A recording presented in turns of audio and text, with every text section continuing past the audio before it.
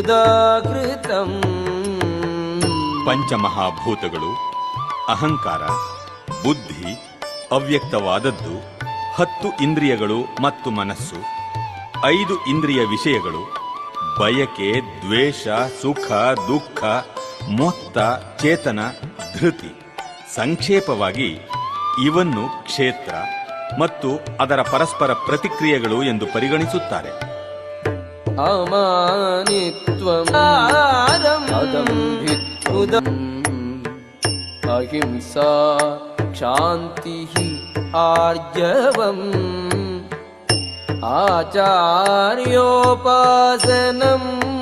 ಶೌಚಂ ಸ್ಥೈರ್ಯಂ ಆತ್ಮವಿನಿಗ್ರಹಃ ಇಂದ್ರಿಯಾರ್ಥೇಷು ವೈರಾಗ್ಯಂ ಅನಹಂಕಾರ ಏವ ಚ ಜನ್ಮ ಮೃತ್ಯು ಜರಾ ವ್ಯಾಧಿ ದುಃಖ ದೋಷಾನು ದರ್ಶನಂ ಆಸಕ್ತಿ ಅನಭಿಷ್ವಂಗಃ ಪುತ್ರದಾರ ಗೃಹಾದಿಷು ನಿತ್ಯಂ ಚ ಸಮಚಿತ್ತತ್ವಂ ಇಷ್ಟಾನಿಷ್ಟೋಪಪತ್ತಿಷು.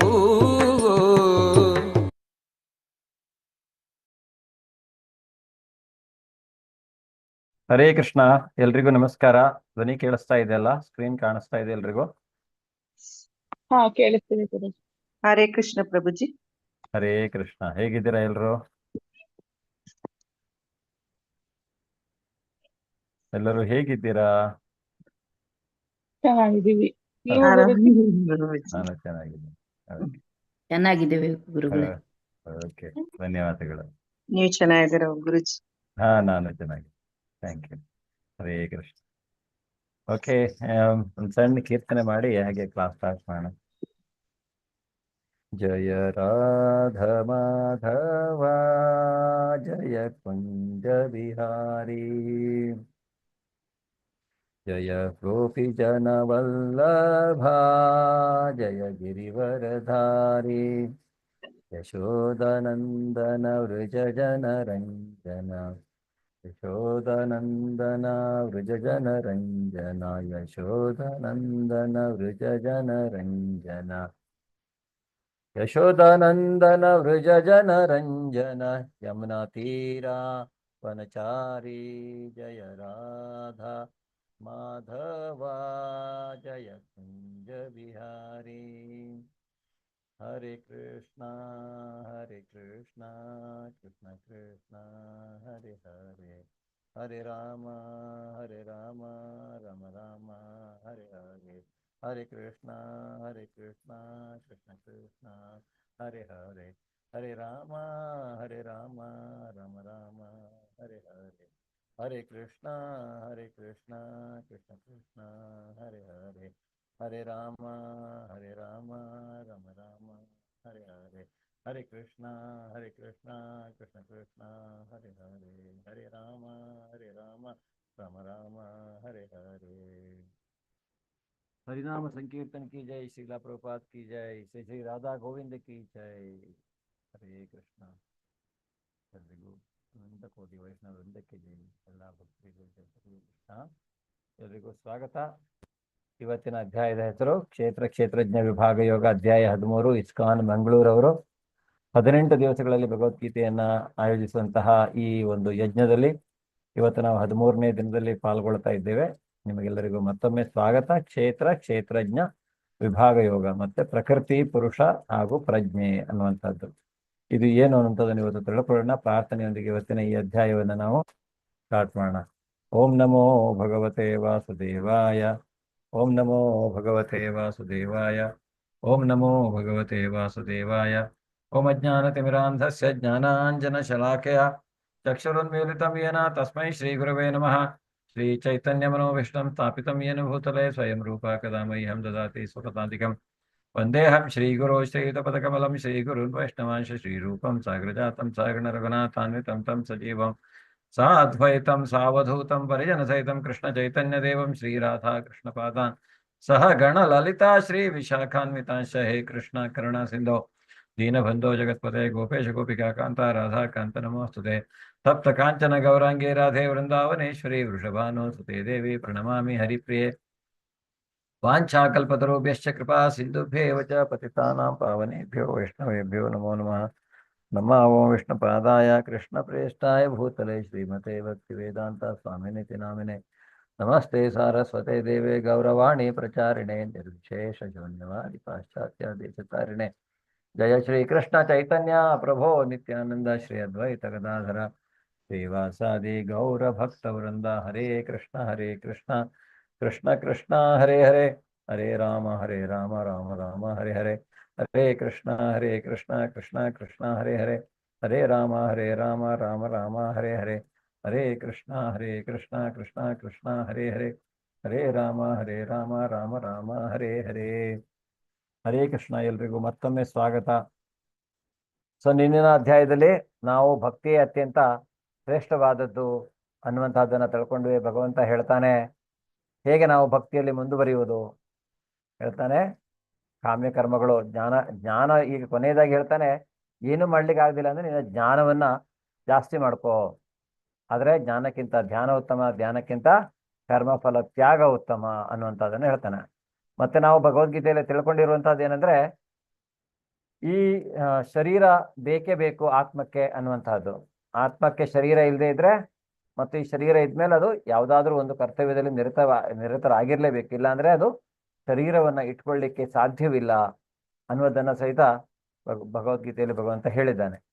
ಸೊ ಆದ್ರಿಂದ ಈ ಭಕ್ತಿಯ ಅತ್ಯಂತ ಶ್ರೇಷ್ಠ ಹೇಳ್ತಾನೆ. ಎಲ್ಲವನ್ನ ಬಿಟ್ಟು ನನ್ನಲ್ಲಿ ಮನಸ್ಸನ್ನ ಇಟ್ಟು ಯಾರು ಕೃಷ್ಣನಿಗೆ ಪ್ರಿಯರಾಗ್ತಾರೆ, ಕೃಷ್ಣನಿಗೆ ಯಾರು ಎಲ್ಲ ತಟಸ್ಥವಾಗಿ ಕಾಮ್ಯ ಕರ್ಮಗಳನ್ನ ನಿಗ್ರಹಿಸಿ ಇಂದ್ರಿಯಗಳ ಆಸೆಗಳನ್ನ ನಿಗ್ರಹಿಸಿ ಯಾರು ಅವನಲ್ಲಿ ತನ್ನ ಮನಸ್ಸನ್ನ ಇಡ್ತಾನೋ ಅಂಥವನು ಶೀತೋಷ್ಣ ಸುಖ ದುಃಖ ಎಲ್ಲದರಲ್ಲಿಯೂ ಸಮಾನತೆಯನ್ನ ಕಾಣುವಂಥವನು. ಯಾವುದು ಮಿತ್ರರು ಅಥವಾ ಶತ್ರುಗಳಲ್ಲಿ ಸಮಾನತೆಯನ್ನು ಕಾಣುವಂತ ಅಂತಹವರು ನನಗೆ ಬಹಳ. ನಾವು ಆಮೇಲೆ ಬಿಲ್ವಮಂಗಳ ಠಾಕೂರ್ರ ಇದನ್ನ ತಿಳ್ಕೊಂಡ್ವಿ, ಹೇಗೆ ಅವರು ಮಾಯೆಯ ಪ್ರಭಾವದಲ್ಲಿ ಇದ್ರೂ ಸಹಿತ ಕೃಷ್ಣ ಭಕ್ತಿ ಎಲ್ಲೋ ಒಂದ್ ಕಡೆ ನಡೀತಾ ಇತ್ತು. ಆದ್ರಿಂದ ಅವರಿಗೆ ಆಮೇಲೆ ಅನಿಸ್ತದೆ ತನ್ನ ಇಂದ್ರಿಯಗಳೇ ಕಾರಣ, ತನ್ನ ಕಣ್ಣೇ ಎಲ್ಲದಕ್ಕೂ ಕಾರಣ ಅಂತ ಹೇಳ್ಬಿಟ್ಟು ತಮ್ಮ ಕಣ್ಣನ್ನೇ ಅವರು ಇದು ಮಾಡಿಕೊಂಡು ಪೂರ್ತಿಯಾಗಿ ಕೃಷ್ಣನಲ್ಲಿಯೇ ತಮ್ಮ ಪೂರ್ತಿ ಜೀವನವನ್ನ ಇಡ್ತಾರೆ. ಮತ್ತೆ ಚಿತ್ರಕೇತುವು ಸಹಿತ ಹಾಗೆ ಭಕ್ತರಾದವರು ಹೇಗೆ ವಿಷಾದಕ್ಕೆ ಒಳಗಾಗುವುದಿಲ್ಲ, ಅಂದ್ರೆ ಅವರಿಗೆ ಒಂಥರ ಇದಾಗುವುದಿಲ್ಲ, ಅಂದ್ರೆ ಏನೋ ಕ್ರೋಧಗಳು ಬರುವಂತಹದ್ದು ಅಥವಾ ಏನೋ ಸಂಯಮ ಕಳ್ಕೊಳ್ಳುವಂತಹದ್ದು.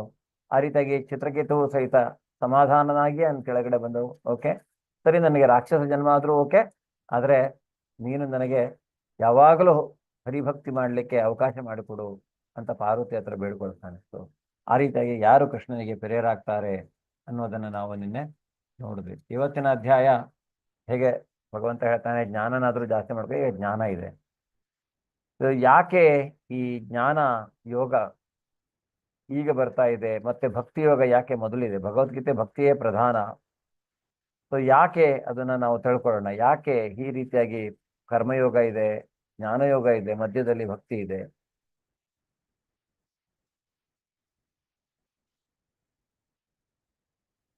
ಅನ್ನೋದನ್ನ ನಾವು ತಿಳ್ಕೊಳ್ಳೋಣ. ಸೊ ಇಲ್ಲಿ ಅರ್ಜುನ ತನ್ನ ಭಗವಂತನ ಹತ್ರ 6 ಪ್ರಶ್ನೆಗಳನ್ನ ಕೇಳುವುದರ ಮುಖಾಂತರ ಈ ಅಧ್ಯಾಯ ಸ್ಟಾರ್ಟ್ ಆಗತ್ತೆ.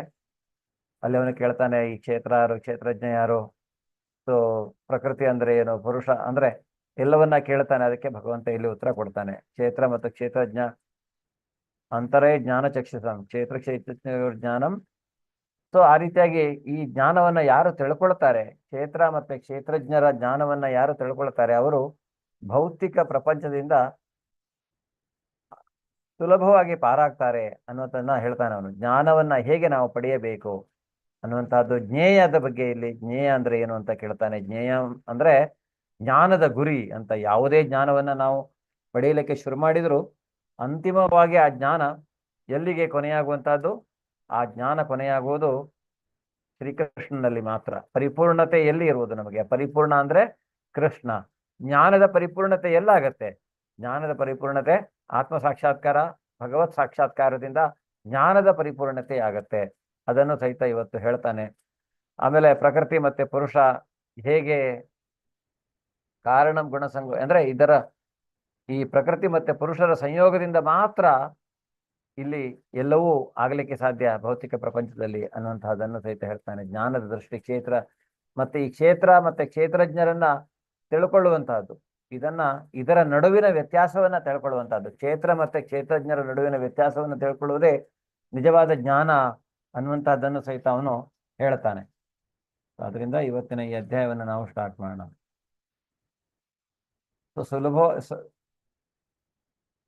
ಸಹಜವಾಗಿ ನಮಗೆ ಪ್ರಶ್ನೆ ಬರ್ಬೋದು, ಏನು ಭಕ್ತಿಯೇ ಪ್ರಧಾನವಾಗಿದ್ದರೆ ಈ ಜ್ಞಾನ ಯಾಕೆ ಕೊನೆಯ ಅಧ್ಯಾಯದಲ್ಲಿದೆ ಅನ್ನುವಂಥದ್ದು. ಮತ್ತು ಈ 1ನೇ ಮತ್ತು 6ನೇ ಅಧ್ಯಾಯ ಹೇಗೆ ಅಂದ್ರೆ ಕೆಲಸ ಮಾಡುವಂಥದ್ದು, ಭಕ್ತಿಯ ಕೆಲಸ ಅಂದ್ರೆ ಕರ್ಮಯೋಗ, ಫಲಾಪೇಕ್ಷೆ ಇಲ್ಲದ ಕರ್ಮಗಳನ್ನು ಮಾಡುವುದು ಹೇಗೆ ಅನ್ನುವಂಥದ್ದನ್ನು ಅವನು ಹೇಳ್ತಾನೆ. ಈ ಕೊನೆಯ 6 ಅಧ್ಯಾಯಗಳು ಹೇಗೆ ಈ ಜ್ಞಾನದಿಂದ ನಾವು ಭಕ್ತಿಯನ್ನು ಸಾಧಿಸಬಹುದು ಅನ್ನುವಂಥದ್ದನ್ನು ತಿಳ್ಕೊಳ್ಳೋದು. ಅಂದ್ರೆ ಇದು ಭಕ್ತಿಯನ್ನ ಹೇಗೆ ಮಾಡಬೇಕು? ನಾವು ಈ ಜ್ಞಾನದ ಬೇಲಿಯ ಒಳಗಡೆ ಮಾಡಬೇಕು.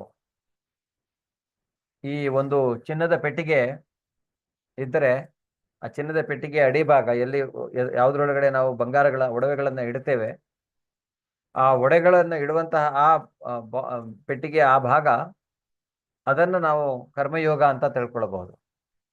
ಮತ್ತೆ ಅದರ ಮುಚ್ಚಳ ಏನಿದೆ, ಆ ಮುಚ್ಚಳ ಈ ಜ್ಞಾನಯೋಗ. ನಿಜವಾದ ಭಕ್ತಿ ಯೋಗ ಯಾವುದು?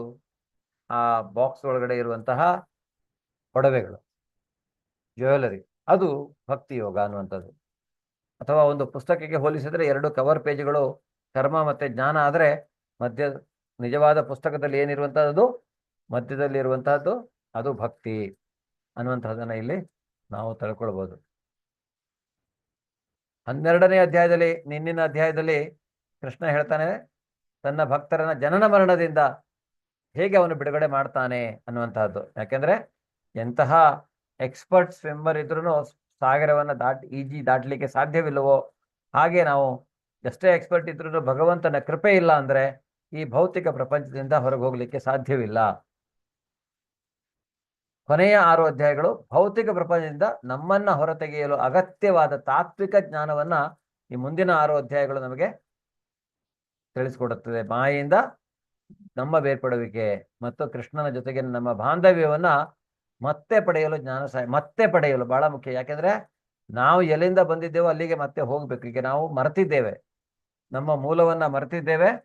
ನಾವು ಎಲ್ಲಿಗೆ ಹೋಗ್ಬೇಕು, ನಾವು ಎಲ್ಲಿಗೆ ನಾವು ಹೇಳ್ತೇವಲ್ಲ ಅಲ್ಲಿದೆ ನಮ್ಮನೆ, ಇಲ್ಲಿ ಬಂದೆ ಸುಮ್ಮನೆ, ನಮ್ಮ ನಿಜವಾದ ಮನೆ ಎಲ್ಲಿದೆ, ಅಲ್ಲಿ ಹೇಗೆ ಹೋಗುವುದು, ಅಂತಹ ಜ್ಞಾನವನ್ನ ಭಗವಂತ ನಮಗೆ ಈ ಜ್ಞಾನಯೋಗಗಳಲ್ಲಿ ಕೊಡುತ್ತಾನೆ. ಈ ಜ್ಞಾನವನ್ನ ನಾವು ಭಕ್ತಿಯನ್ನ ಸಾಧಿಸಲಿಕ್ಕೆ ಉಪಯೋಗಿಸ್ಬೇಕು. ಅದರಿಂದ ಈ ಜ್ಞಾನ ಅನ್ನುವಂಥದ್ದು ಸಪರೇಟ್ ಆಗುವುದಿಲ್ಲ. ಆಗ ಈ ಜ್ಞಾನಯೋಗವು ಭಕ್ತಿ ಯೋಗದ ಒಂದು ಭಾಗವಾಗತ್ತೆ ಅನ್ನುವಂಥದ್ದನ್ನ ಇಲ್ಲಿ ನಾವು ತಿಳ್ಕೊಳ್ಬಹುದು. ಅದರಿಂದ ಅರ್ಜುನ 6 ಪ್ರಶ್ನೆಯನ್ನ, ಪ್ರಕೃತಿ ಅಂದ್ರೆ ಏನು ಅಂತ ಕೇಳ್ತಾನೆ, ಪುರುಷ ಅಂದ್ರೆ ಏನು ಅಂತ ಕೇಳ್ತಾನೆ, ಕ್ಷೇತ್ರ ಅಂದ್ರೆ ಏನು ಅನ್ನುವಂಥದ್ದನ್ನ ಕೇಳ್ತಾನೆ, ಕ್ಷೇತ್ರಜ್ಞ ಯಾರು ಅನ್ನುವಂತಹ ಪ್ರಶ್ನೆಯನ್ನ ಕೇಳ್ತಾನೆ, ಜ್ಞಾನ ಅಂದ್ರೆ ಏನು ಅನ್ನುವಂಥದ್ದನ್ನ ಕೇಳ್ತಾನೆ, ಜ್ಞಾನದ ಗುರಿ ಏನು ಅನ್ನುವಂಥದ್ದನ್ನ ಕೇಳ್ತಾನೆ. ಇಲ್ಲಿ ಕ್ಷೇತ್ರ ಅಂದ್ರೆ ಭೌತಿಕ ಪ್ರಕೃತಿ ಅಂದ್ರೆ ಭೌತಿಕ ಪ್ರಕೃತಿ. ಪುರುಷ ಯಾರು ಈ ಪ್ರಕೃತಿಯನ್ನ, ಅಂದ್ರೆ ಇಲ್ಲಿ ಪುರುಷ ಅಂದ್ರೆ ಜೀವಿ ಅಥವಾ ಎಲ್ಲದಕ್ಕೆ ಮಹಾ ಆತ್ಮ ಪರಮಾತ್ಮ ಒಬ್ಬನಿದ್ದಾನೆ, ಅವನು ಸಹಿತ ಪುರುಷ, ಭೋಕ್ತ, ಈ ನಿಜವಾದ ಪ್ರಕೃತಿಯ ಎಂಜಾಯರ್ ಅವನು ಅನ್ನುವಂಥದ್ದು. ಕ್ಷೇತ್ರ ಅಂದ್ರೆ ಶರೀರ, ಆತ್ಮಕ್ಕೆ. ಇಲ್ಲಿ ಕ್ಷೇತ್ರ ಅಂದ್ರೆ ಒಂದು ಜಾಗ, ಆತ್ಮಕ್ಕೆ ಒಂದು ಜಾಗ. ಇದು ಆತ್ಮ ತನ್ನ ಕೆಲಸ ಮಾಡಲಿಕ್ಕೆ ಇರುವಂತಹ ಒಂದು ಜಾಗ. ಅಂದ್ರೆ ಕ್ಷೇತ್ರಜ್ಞ ಯಾರು? ಆತ್ಮನೂ ಹೌದು, ಮತ್ತು ಈ ದೇಹವನ್ನು ನೋಡ್ತಾ ಇರುವಂತಹ ಆತ್ಮ, ಮತ್ತು ಎಲ್ಲಾ ಜೀವಿಗಳ ದೇಹವನ್ನು ನೋಡ್ತಾ ಇರುವಂತಹ ಪರಮಾತ್ಮ. ಪರಮಾತ್ಮ ಅವನು ಎಲ್ಲ ಜೀವಿಗಳ ದೇಹವನ್ನು ನೋಡ್ತಾನೆ. ಅದೇ ರೀತಿಯಾಗಿ ಜ್ಞಾನ, ಏನು ಜ್ಞಾನ? ಕ್ಷೇತ್ರಜ್ಞರನ್ನ ಅರ್ಥ ಮಾಡಿಕೊಳ್ಳುವುದೇ ಜ್ಞಾನ ಅಂತ ಹೇಳ್ತಾನೆ. ಮತ್ತೆ ಜ್ಞಾನದ ಗುರಿ ಏನು? ಜ್ಞಾನದ ಗುರಿ ಪರಮಾತ್ಮನನ್ನ ಅರಿತುಕೊಳ್ಳುವಂತಹದ್ದು. ಹರೇ ಕೃಷ್ಣ. ಅರ್ಜುನ ಉವಾಚ ಪ್ರಕೃತಿಂ ಪುರುಷಂ ಚೈವ ಕ್ಷೇತ್ರಂ ಕ್ಷೇತ್ರಜ್ಞಮೇವ ಚ ಏತದ್ವೇದಿತುಂ ಇಚ್ಛಾಮಿ ಜ್ಞಾನಂ ಜ್ಞೇಯಂ ಚ ಕೇಶವ. ಶ್ರೀ ಭಗವಾನುವಾಚ ಇದಂ ಶರೀರಂ ಕೌಂತೇಯ ಕ್ಷೇತ್ರಮಿತ್ಯಭಿಧೀಯತೆ ಏತದ್ಯೋ ವೇತ್ತಿ ತಂ ಪ್ರಾಹುಃ ಕ್ಷೇತ್ರಜ್ಞ ಇತಿ ತದ್ವಿದಃ. ಹರೇ ಕೃಷ್ಣ. ಜಯ ಮಾತಾಜಿ. ಹರೇ ಕೃಷ್ಣ. ಪ್ರಭುಜಿ. ಹಾ, ಓದಿ ಮಾತಾಜಿ. ಪ್ರಭುಜಿ ಡಿಸ್ಪ್ಲೇ ಆಗಿಲ್ಲ ಪ್ರಭುಜಿ. ಡಿಸ್ಪ್ಲೇ ಆಗಿಲ್ವಾ? ಇಲ್ಲ. ಓ ಓಕೆ. ಏನು ಡಿಸ್ಪ್ಲೇ ಆಯ್ತು ಆಗಿದ್ರೆ? 1 ಸೆಕೆಂಡ್, ನಾನು ಶೇರ್ ಮಾಡಿದ್ದೇನೆ ಅಂದ್ಕೊಂಡೆ. ಓಕೆ, ಈಗ ಕಾಣಿಸ್ತಾ ಇದೆಯಾ? ಇಲ್ಲ ಪ್ರಭುಜಿ. ಈಗ ಕಾಣಿಸ್ತಾ ಇದೆ ಪ್ರಭುಜಿ. ಹಾ. ಅರ್ಜುನನು ಹೇಳಿದನು, ಪ್ರೀತಿಯ ಕೃಷ್ಣನೇ, ಪ್ರಕೃತಿ, ಪುರುಷ, ಕ್ಷೇತ್ರಜ್ಞ, ಜ್ಞಾನ ಮತ್ತು ಜ್ಞಾನದ ಗುರಿ ಇವನ್ನು ತಿಳಿದುಕೊಳ್ಳಲು ಬಯಸುತ್ತೇನೆ. ದೇವೋತ್ತಮ ಪರಮಪುರುಷನು ಹೇಳಿದನು, ಕೌಂತೆಯನೇ, ಈ ದೇಹವನ್ನು ಕ್ಷೇತ್ರವೆಂದು, ದೇಹವನ್ನು ತಿಳಿದವನನ್ನು ಕ್ಷೇತ್ರಜ್ಞ ಎಂದು ಕರೆಯುತ್ತಾರೆ. ಹರೇ ಕೃಷ್ಣ ಪ್ರಭುಜಿ. ಈ ದೇಹ ಕ್ಷೇತ್ರ ಅಂದ್ರೆ ಭೌತಿಕ ಪ್ರಪಂಚದಲ್ಲಿ ಅವನು ಕ್ಷೇತ್ರಜ್ಞರ ವಿಚಾರದಲ್ಲಿ ಹೇಳ್ತಾ ಇದ್ದಾನೆ. ಈ ದೇಹವನ್ನ ಕ್ಷೇತ್ರ ಅಂದ್ರೆ ಕ್ಷೇತ್ರಜ್ಞ ಯಾರು? ಈ ದೇಹವನ್ನ ಯಾರು ತಿಳ್ಕೊಳ್ತಾನೆ, ಯಾರು ಅರಿತಿರ್ತಾನೆ ಅನ್ನುವಂಥದ್ದು. ಕ್ಷೇತ್ರಜ್ಞಂ ಚಾಪಿ ಮಾಂ ವಿದ್ಧಿ ಸರ್ವಕ್ಷೇತ್ರೇಷು ಭಾರತ ಕ್ಷೇತ್ರಜ್ಞಯೋರ್ಜ್ಞಾನಂ ಯತ್ತ ಜ್ಞಾನಂ ಮತಂ ಮಮ. ಹರೇ ಕೃಷ್ಣ. ಸರಳ ಮಾತಾಜಿ. ಪ್ರಭುಜಿ. ಹಾ. ಭರತವಂಶ ಶ್ರೇಷ್ಠನಾದ ಅರ್ಜುನನೇ, ಎಲ್ಲಾ ದೇಹಗಳಲ್ಲಿರುವ ಕ್ಷೇತ್ರಜ್ಞನು ನಾನೇ. ಈ ದೇಹವನ್ನು ಅದರ ಕ್ಷೇತ್ರಜ್ಞನನ್ನು ತಿಳಿಯುವುದೇ ಜ್ಞಾನ ಎನ್ನುವುದನ್ನು ನೀನು ಅರ್ಥ ಮಾಡಿಕೊಳ್ಳಬೇಕು. ಇದೇ ನನ್ನ ಅಭಿಪ್ರಾಯ. ಭಗವಂತ ಈಗ ಕ್ಷೇತ್ರಜ್ಞನ ಬಗ್ಗೆ ಏನ್ ಹೇಳ್ತಾ ಇದ್ದಾನೆ ಅಂದ್ರೆ, ಪ್ರತಿಯೊಬ್ಬರ ಹೃದಯದಲ್ಲಿ ಆತ್ಮನೂ ಇರುತ್ತೆ, ಪರಮಾತ್ಮನೂ ಇರುತ್ತೆ. ಈ ಆತ್ಮದ ಕ್ಷೇತ್ರ ಶರೀರ, ಆತ್ಮಕ್ಕೆ ಈ ಬರೀ ಒಂದು ಕ್ಷೇತ್ರ ಮಾತ್ರ. ಆದರೆ ಪರಮಾತ್ಮನಿಗೆ ಹಾಗಲ್ಲ. ಪರಮಾತ್ಮನಿಗೆ ಎಲ್ಲಾ ಕ್ಷೇತ್ರಗಳು, ಎಲ್ಲಾ ಜೀವಿಗಳ ಹೃದಯದಲ್ಲಿ ಅವನು ಇರುವುದರಿಂದ ಅವನು ಪರಮ ಕ್ಷೇತ್ರಜ್ಞ. ಆತ್ಮ ಒಂದು ಕ್ಷೇತ್ರಜ್ಞ, ಈ ದೇಹವನ್ನು ತಿಳ್ಕೊಂಡಿರುತ್ತೆ. ಆದರೆ ಪರಮಾತ್ಮ ಅವನು ಪರಮ ಕ್ಷೇತ್ರಜ್ಞ, ಎಲ್ಲಾ ಕ್ಷೇತ್ರವನ್ನ ತಿಳ್ಕೊಂಡಿರುವಂಥವನು. ಈ ಕ್ಷೇತ್ರ ಅಂದ್ರೆ ನಾವು ತಿಳ್ಕೊಳ್ಳೋಣ. ಉದಾಹರಣೆಗೆ ಈ ಒಂದು ಭೂಮಿ ಇದೆ. ಈ ಭೂಮಿ ಇದರ ಕ್ಷೇತ್ರ ಅಂದ್ರೆ ಇದರ ಕ್ಷೇತ್ರಜ್ಞ ಯಾರು?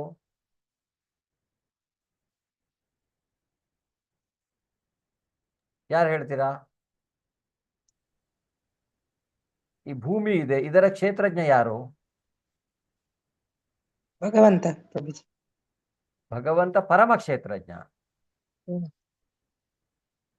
ಈ ಭೂಮಿಗೆ ಒಬ್ಬ ಉದಾಹರಣೆಗೆ ಇದು ಶಿವ. ಈ ಭೂಮಿಯ ಕ್ಷೇತ್ರಜ್ಞ ಒಬ್ಬ ರೈತ. ಉದಾಹರಣೆಗೆ ಒಂದು ಕ್ಷೇತ್ರದಲ್ಲಿ ಒಬ್ಬ ಭೂಮಿಯ ಹೊಲ ಇದೆ. ಈ ಹೊಲದ ಕ್ಷೇತ್ರಜ್ಞ ಅಂದ್ರೆ ರೈತ. ಅವನಿಗೆ ಗೊತ್ತಿದೆ ತನ್ನ ಭೂಮಿಯಲ್ಲಿ ತಾನು ಏನ್ ಮಾಡಬೇಕು, ಏನ್ ಬಿಡಬಾರ್ದು ಅನ್ನುವಂಥದ್ದು. ಅದೇ ರೀತಿಯಾಗಿ ಈ ದೇಹ ಅದರಲ್ಲಿರುವಂತಹ ಕ್ಷೇತ್ರಜ್ಞ ಅಂದ್ರೆ ಆ ದೇಹದ ಒಡೆಯ ಯಾರು?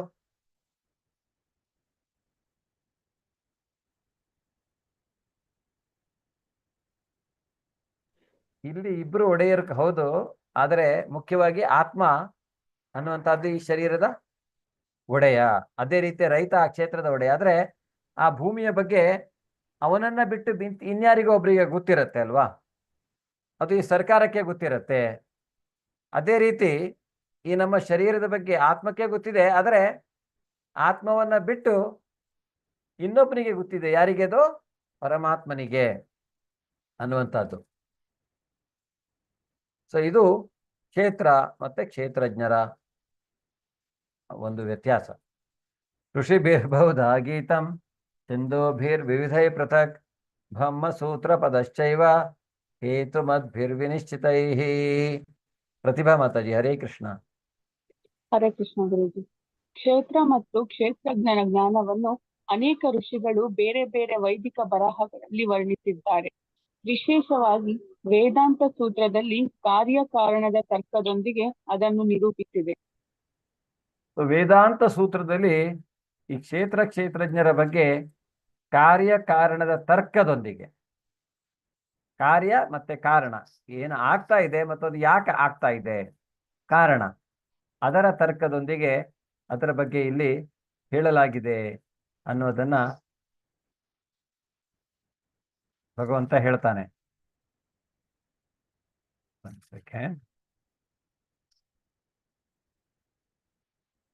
ಇಲ್ಲಿ ವೇದಾಂತ ಸೂತ್ರವನ್ನ ಬರೆದವರು ಯಾರು?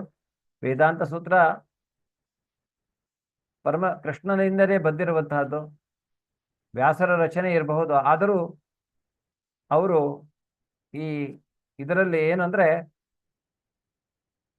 ವೇದಾಂತ ಸೂತ್ರದಲ್ಲಿ ವೇದವ್ಯಾಸರು ಅಂದ್ರೆ ಹೇಗೆ ಹೇಳ್ತಾರೆ ಅಂದ್ರೆ, ಒಂದು ಅಹಂ ತ್ವಂ ಚ ತಥಾನ್ಯೇ ಅಂತ ಹೇಳ್ತಾರೆ. ಅಂದ್ರೆ ನಾವು ನೀವು, ನಾನು ಮತ್ತು ಬೇರೆ ಬೇರೆ ಜೀವಿಗಳು ಎಲ್ಲರೂ ಐಹಿಕ ದೇಹದಲ್ಲಿದ್ದರೂ ಅವರು ದಿವ್ಯರು. ಯಾಕೆಂದ್ರೆ ಅವರು ಬಂದಿರುವಂತಹದ್ದು ಎಲ್ಲಿಂದ? ಭಗವಂತನಿಂದ ಪ್ರತ್ಯೇಕಗೊಂಡಂತಹ ಅಂಶಗಳು, ಜೀವಾತ್ಮಗಳು ಅನ್ನುವಂತಹದ್ದನ್ನ. ಸೊ ಆದ್ರಿಂದ ಈ ಶರೀರದಲ್ಲಿ ಹೇಗಾಗತ್ತೆ ಅಂದ್ರೆ, ಈ ಶರೀರದ ರಚನೆಯನ್ನ ನಾವು ತಿಳ್ಕೊಳ್ಳಿಕ್ಕೆ ಹೋದಾಗ ಇಲ್ಲಿ ತೈತ್ತರೀಯ ಉಪನಿಷತ್ತಿನಲ್ಲಿ ಇದರ ಬಗ್ಗೆ ಹೇಳುವಂತಹದ್ದು ಏನಂದ್ರೆ, ಬ್ರಹ್ಮ ಪೃಚ್ಛಂ ಪ್ರತಿಷ್ಠಾ, ಅಂದ್ರೆ ಪರಮ ಪ್ರಭುವಿನ ಒಂದು ಅಭಿವ್ಯಕ್ತಿ. ಅದರಿಂದ ಇಲ್ಲಿ ನಾವು ತಿಳ್ಕೊಳ್ಳುವಂತಹದ್ದು ಹೇಗೆ ಅನ್ನಮಯ ಕೋಶ ಅನ್ನುವಂಥದ್ದು ಈ ಶರೀರದಲ್ಲಿರುವಂತಹದ್ದು. ಅಂದ್ರೆ ಈ ಅನ್ನಮಯ ಕೋಶ ಹೆಚ್ಚಿನ ಜೀವಿಗಳು ಅಂದ್ರೆ ಮೊದಲು ಈ ಶರೀರದ ಬೆಳವಣಿಗೆಗೆ ಸಂಬಂಧಿಸಿದ್ದು. ಈ ಶರೀರ ಬೆಳಿಬೇಕು, ಅದಕ್ಕೆ ಅನ್ನ ಬೇಕು ಅಲ್ವಾ? ಮೊದಲು ಹುಟ್ಟಿದ ಮಗು ಕೈಯಲ್ಲಿ ಏನೇ ಕೊಟ್ಟರು ಅದಕ್ಕೆ ಅರ್ಥ ಆಗೋದೇನೋ, ತಾನೇನಾದ್ರೂ ಸೀದಾ ಡೈರೆಕ್ಟ್ ತಗೊಂಡೋಗಿ ಬಾಯಿಗೆ ಇಡುವಂಥದ್ದು. ಅಂದ್ರೆ ಶರೀರ ಬೆಳಿಲಿಕ್ಕೆ ನಮಗೆ ಮೊದಲು ಅನ್ನ ಬೇಕು, ಹೌದು. ಆದ್ರೆ ನಾವು ಬರೀ ಅನ್ನ ಅಂದ್ರೆ ಆ ಶರೀರದ ವಿಷಯವಾಗಷ್ಟೇ ನಾವು ಆಲೋಚನೆ ಮಾಡ್ತಾ ಇದ್ರೆ ನಾವು ಮುಂದಕ್ಕೆ ನಮ್ಮನ್ನ ನಾವು ಆತ್ಮ ಸಾಕ್ಷಾತ್ಕಾರಕ್ಕೆ ತೆಗೆದುಕೊಂಡು ಹೋಗ್ಲಿಕ್ಕೆ ಆಗೋದಿಲ್ಲ. ಅದರಿಂದ ಮುಂದಿನ ಹಂತ ಏನಿದೆ? ಪ್ರಾಣಮಯ. ಈ ಪ್ರಾಣಮಯದಲ್ಲಿ ಏನಾಗತ್ತೆ?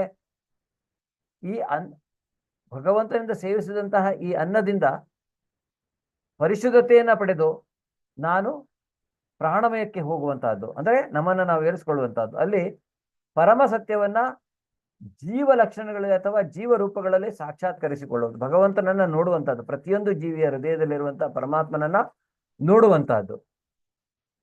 ಬರೀ ಅಷ್ಟೇ ಅಲ್ಲ, ಹಾಗೆ ಇನ್ನೂ ಆ ರೀತಿ ಮಾಡ್ತಾ ನಾವು ನಮ್ಮನ್ನ ಇನ್ನೂ ಮೇಲಕ್ಕೆ ಏರಿಸಿದ್ರೆ ಅದು ಜ್ಞಾನಮಯ ಕೋಶ. ಆ ಜ್ಞಾನಮಯ ಕೋಶ ಅನ್ನುವಂಥದ್ದು ಏನಂದ್ರೆ, ಈ ಜೀವಿಗಳ ಆಚೆಗೆ ಭಾವಾನುಭವ ಮತ್ತು ಸಂಕಲ್ಪಗಳಿಗೆ ಅದನ್ನ ವಿಸ್ತರಿಸಿ ಅನಂತರ ಬ್ರಹ್ಮನ್ ಸಾಕ್ಷಾತ್ಕಾರ, ಅಂದ್ರೆ ಮುಂದೆ ಭಗವಂತನ ನಿರಾಕಾರ ರೂಪದ ಬಗ್ಗೆ ನಾವು ತಿಳ್ಕೊಳ್ಳುವಂಥದ್ದು. ಬ್ರಹ್ಮನ್ ಸಾಕ್ಷಾತ್ಕಾರ, ಈ ಆತ್ಮ ಏನು, ಅದರ ನಿಜವಾದ ಸ್ವರೂಪ ಏನು, ಆ ರೀತಿಯಾಗಿ ಅದನ್ನು ನಾವು ತಿಳ್ಕೊಳ್ಳುವಂತಹದ್ದು ಜ್ಞಾನಮಯ ಕೋಶದಲ್ಲಿ. ಆ ರೀತಿಯಾಗಿ ಜ್ಞಾನಮಯ ಕೋಶದಿಂದ ನಾವು ಹಾಗೆಯೇ ಭಾವಾನುಭವ ಮತ್ತು ಸಂಕಲ್ಪಗಳಿಗೆ ಅದನ್ನು ವಿಸ್ತರಿಸಿಕೊಂಡು ಅನಂತರ ಬ್ರಹ್ಮನ್ ಸಾಕ್ಷಾತ್ಕಾರ, ಅದಾದ್ಮೇಲೆ ಇದಕ್ಕೆ ವಿಜ್ಞಾನಮಯ ಕೋಶ. ಆ ಬ್ರಹ್ಮನ್ ಸಾಕ್ಷಾತ್ಕಾರದ ಹಂತದಲ್ಲಿ ನಮ್ಮನ್ನು ನಾವು ಇನ್ನೂ ಮೇಲೇರಿಸಿಕೊಂಡು ವಿಜ್ಞಾನಮಯ ಕೋಶದಲ್ಲಿ ಇರುವಂತಹದ್ದು. ಆ ರೀತಿಯಾಗಿ ವಿಜ್ಞಾನಮಯ ಕೋಶದಲ್ಲಿ ಏನಾಗತ್ತೆ ಅಂದ್ರೆ, ಜೀವಿಯ ಮನಸ್ಸು ಮತ್ತು ಜೀವಿಯ ಲಕ್ಷಣಗಳಲ್ಲಿ, ಅಂದ್ರೆ ಜೀವಿಯಿಂದಲೇ ಮನಸ್ಸು ಮತ್ತು ಲಕ್ಷಣಗಳನ್ನು ಜೀವಿಯಿಂದಲೇ ಪ್ರತ್ಯೇಕವಾಗಿ ಗುರುತಿಸಲಾಗಿದೆ. ಅವನ ಮನಸ್ಸೇ ಬೇರೆ, ಅಂದ್ರೆ ಅವನ ಅಂತರೇಂದ್ರಿಯ ಮತ್ತು ಅವನ ಲಕ್ಷಣಗಳು, ಅದು ಆ ಜೀವಿ ಅಲ್ಲ ಅದು ಅನ್ನುವಂಥ, ಜೀವಿಯಿಂದ ಪ್ರತ್ಯೇಕವಾಗಿ ಅದನ್ನು ಅರ್ಥ ಮಾಡಿಕೊಳ್ಳುವಂತಹದ್ದು. ಆ ರೀತಿಯಾಗಿ ಆ ಜೀವಿ ಯಾರು, ಆ ಜೀವಾತ್ಮ ಅಂದ್ರೆ ಏನು, ಅದನ್ನ ವಿಜ್ಞಾನಮಯ ಕೋಶ ನಾವು ಪೂರ್ತಿಯಾಗಿ ತಿಳಿದುಕೊಂಡಾಗ ನಾವು ಇನ್ನೂ ಮೇಲಕ್ಕೆ ಎದ್ದು ಆನಂದಮಯ ಕೋಶಕ್ಕೆ ಹೋಗ್ತೇವೆ. ಅಲ್ಲಿ ನಿಜವಾದ ಆನಂದ, ಶಾಶ್ವತವಾದಂತಹ ಆನಂದ ನಮಗೆ ಸಿಗತ್ತೆ ಆನಂದಮಯ ಕೋಶದಲ್ಲಿ. ಈ ಆನಂದಮಯ ಕೋಶ ಅಂದ್ರೆ ಸಂಪೂರ್ಣ ಆನಂದಮಯ ಸ್ವಭಾವದ ಸಾಕ್ಷಾತ್ಕಾರ. ಇದು ಬ್ರಹ್ಮನ್ ಸಾಕ್ಷಾತ್ಕಾರದ, ಆತ್ಮ ಸಾಕ್ಷಾತ್ಕಾರದ 5 ಹಂತಗಳು ಅನ್ನುವುದನ್ನ ನಾವು ಈ 5 ಸೇರಿಸಿ ಬ್ರಹ್ಮಪುಚ್ಛಂ ಅಂತ ಕರೀತಾರೆ. ಅದರಿಂದ ಈ ಮೊದಲ 3 ಏನಿದೆಯಲ್ಲ, ಅನ್ನಮಯ, ಪ್ರಾಣಮಯ, ಜ್ಞಾನಮಯ, ಇದು ಜೀವಿಯ ಕ್ಷೇತ್ರಕ್ಕೆ ಒಳಪಟ್ಟಿರುತ್ತೆ. ಆದರೆ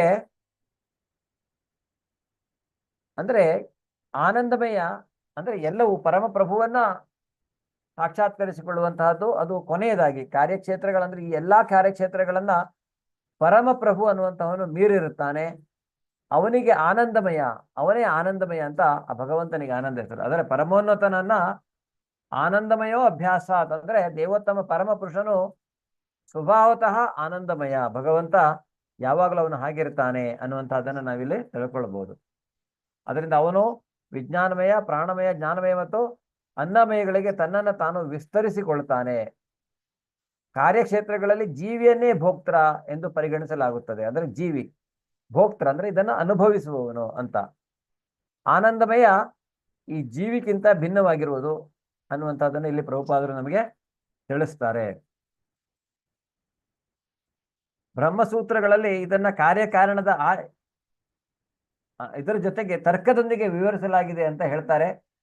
ಅದಕ್ಕಾಗಿ ಪ್ರಭುಪಾದರು ಭಾವಾರ್ಥದಲ್ಲಿ ಒಂದೆರಡು ಈ ಬ್ರಹ್ಮಸೂತ್ರದ ಕೆಲವು ಅಂದ್ರೆ ನ ವಿಯದ್ ಅಶ್ರುತೆ, ನಾತ್ಮಾಶ್ರುತೆ, ಪರಮಾತ್ ತು ತಚ್ಛ್ರುತೆ ಅಂದ್ರೆ ಮೊದಲನೇ ಸೂತ್ರ ಏನ್ ಹೇಳುತ್ತೆ ಅಂದ್ರೆ ಕಾರ್ಯಕ್ಷೇತ್ರವನ್ನ ಸೂಚಿಸುತ್ತೆ, ಎರಡನೆಯದು ಜೀವಿಗಳನ್ನ ಸೂಚಿಸುತ್ತೆ, ಮೂರನೆಯದು ವಿವಿಧ ಅಸ್ತಿತ್ವಗಳನ್ನ ಅಭಿವ್ಯಕ್ತಿಗಳಲ್ಲಿ ಉಳಿತಾದ ಪರಮ ಪ್ರಭುವನ್ನ ಸೂಚಿಸುತ್ತೆ ಅನ್ನುವಂತಹದ್ದು. ಇದು ಬ್ರಹ್ಮಸೂತ್ರದಲ್ಲಿ ಹೇಳಿರುವಂತಹದ್ದು 2.3.2. ಅದರ ಪ್ರಕಾರ ಅವರು ಇಲ್ಲಿ ಸೂಕ್ಷ್ಮವಾಗಿ ನಮಗೆ ಅದರ ಬಗ್ಗೆ ಹೇಳುತ್ತಾರೆ. ಹೀಗೆ ನಾವು ಆನಂದಮಯ ಕೋಶದಲ್ಲಿ ನಿಜವಾದ ಆನಂದ, ಅಲ್ಲಿ ಪರಮಾತ್ಮನ ನಿಜವಾದ ಸಾಕ್ಷಾತ್ಕಾರ ನಮಗೆ ಆಗತ್ತೆ ಮತ್ತು ಶಾಶ್ವತವಾದ ಆನಂದದಲ್ಲಿ ಇರ್ತಾನೆ. ಅದು ನಿಜವಾದ ಭಗವಂತನ ಗುಣಲಕ್ಷಣ. ಅದೇ ರೀತಿಯಾಗಿ ಆತ್ಮದ ಗುಣಲಕ್ಷಣವೂ ಹೌದು. ಆದರೆ ಅದು ಆನಂದಮಯ ಕೋಶದಲ್ಲಿ ಅದನ್ನ ಪಡೆಯುತ್ತೆ. ಮಹಾಭೂತಾನಿ ಅಹಂಕಾರೋ ಬುದ್ಧಿರ್ ಅವ್ಯಕ್ತಮೇವ ಚ ಇಂದ್ರಿಯಾಣಿ ದಶೈಕಂಚ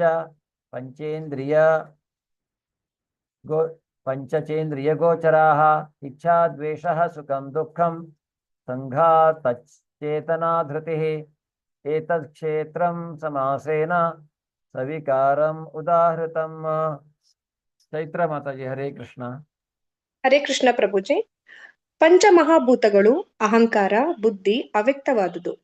10 ಇಂದ್ರಿಯಗಳು ಮತ್ತು ಮನಸ್ಸು, 5 ಇಂದ್ರಿಯ ವಿಷಯಗಳು, ಬಯಕೆ, ದ್ವೇಷ, ಸುಖ, ದುಃಖ, ಮೊತ್ತ, ಚೇತನ, ಧೃತಿ. ಸಂಕ್ಷೇಪವಾಗಿ ಇವನ್ನು ಕ್ಷೇತ್ರ ಮತ್ತು ಅದರ ಪರಸ್ಪರ ಪ್ರತಿಕ್ರಿಯೆಗಳು ಎಂದು ಪರಿಗಣಿಸುತ್ತಾರೆ. ಹರೇ ಕೃಷ್ಣ ಮಾತಾಜಿ.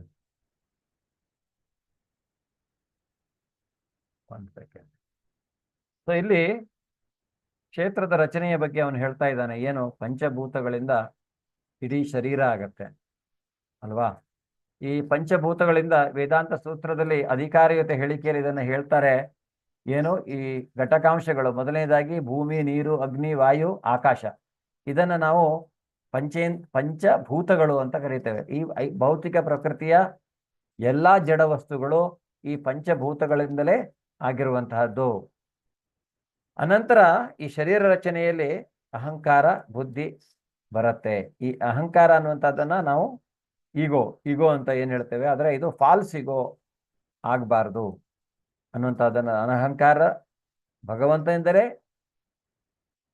ಬಂದಿರುವಂತಹದ್ದು ಸೂಕ್ಷ್ಮ ಶರೀರದ ಭಾಗವಾಗಿ. ಈ ಅನಂತರ ಅಹಂಕಾರ, ಬುದ್ಧಿ ಮತ್ತು ಪ್ರಕೃತಿಯ 3 ಗುಣಗಳ ಅವ್ಯಕ್ತ ಅಂತ. ಈ 3 ಗುಣಗಳೇ ಯಾವುದು? ಪ್ರಕೃತಿಯ 3 ಗುಣಗಳು ಸತ್ವಗುಣ, ರಜೋಗುಣ, ತಮೋಗುಣ. ಅದು ನಾಳಿನ ಅಧ್ಯಾಯದಲ್ಲಿ ನಿಮ್ಗೆ ಅರ್ಥ ಆಗತ್ತೆ. ಸೊ ಅದರಿಂದ ಈ 3 ಗುಣಗಳ ಅಂದ್ರೆ ಇದು ಅವ್ಯಕ್ತ ಹಂತ, ನಮಗೆ ಕಣ್ಣಿಗೆ ಕಾಣುವಂಥದ್ದು, ನಮಗೆ ವ್ಯಕ್ತವಾಗುವುದಿಲ್ಲ. ಅದಾದ್ರೆ ಇದು ಅವ್ಯಕ್ತವಾಗಿರುತ್ತೆ. ಇದು ಒಂದು ಹಂತ. ಆಮೇಲೆ ಈ 5 ಇಂದ್ರಿಯಗಳು ಬರುತ್ತೆ ಶರೀರಕ್ಕೆ. ಕಣ್ಣು, ಕಿವಿ, ಮೂಗು, ನಾಲಿಗೆ ಮತ್ತೆ ಚರ್ಮ. ಇದಾದ್ಮೇಲೆ 5 ಕರ್ಮೇಂದ್ರಿಯಗಳು. ಆ ಕರ್ಮೇಂದ್ರಿಯಗಳಲ್ಲಿ ಶಬ್ದ ಅಂದ್ರೆ ಮಾತು ಬರುತ್ತೆ, ಕಾಲುಗಳು ನಡೆದಾಡ್ಲಿಕ್ಕೆ ಶುರು ಮಾಡೋದು, ಕೈಗಳು ಕೆಲಸ ಶುರು ಮಾಡುವಂತಹದ್ದು,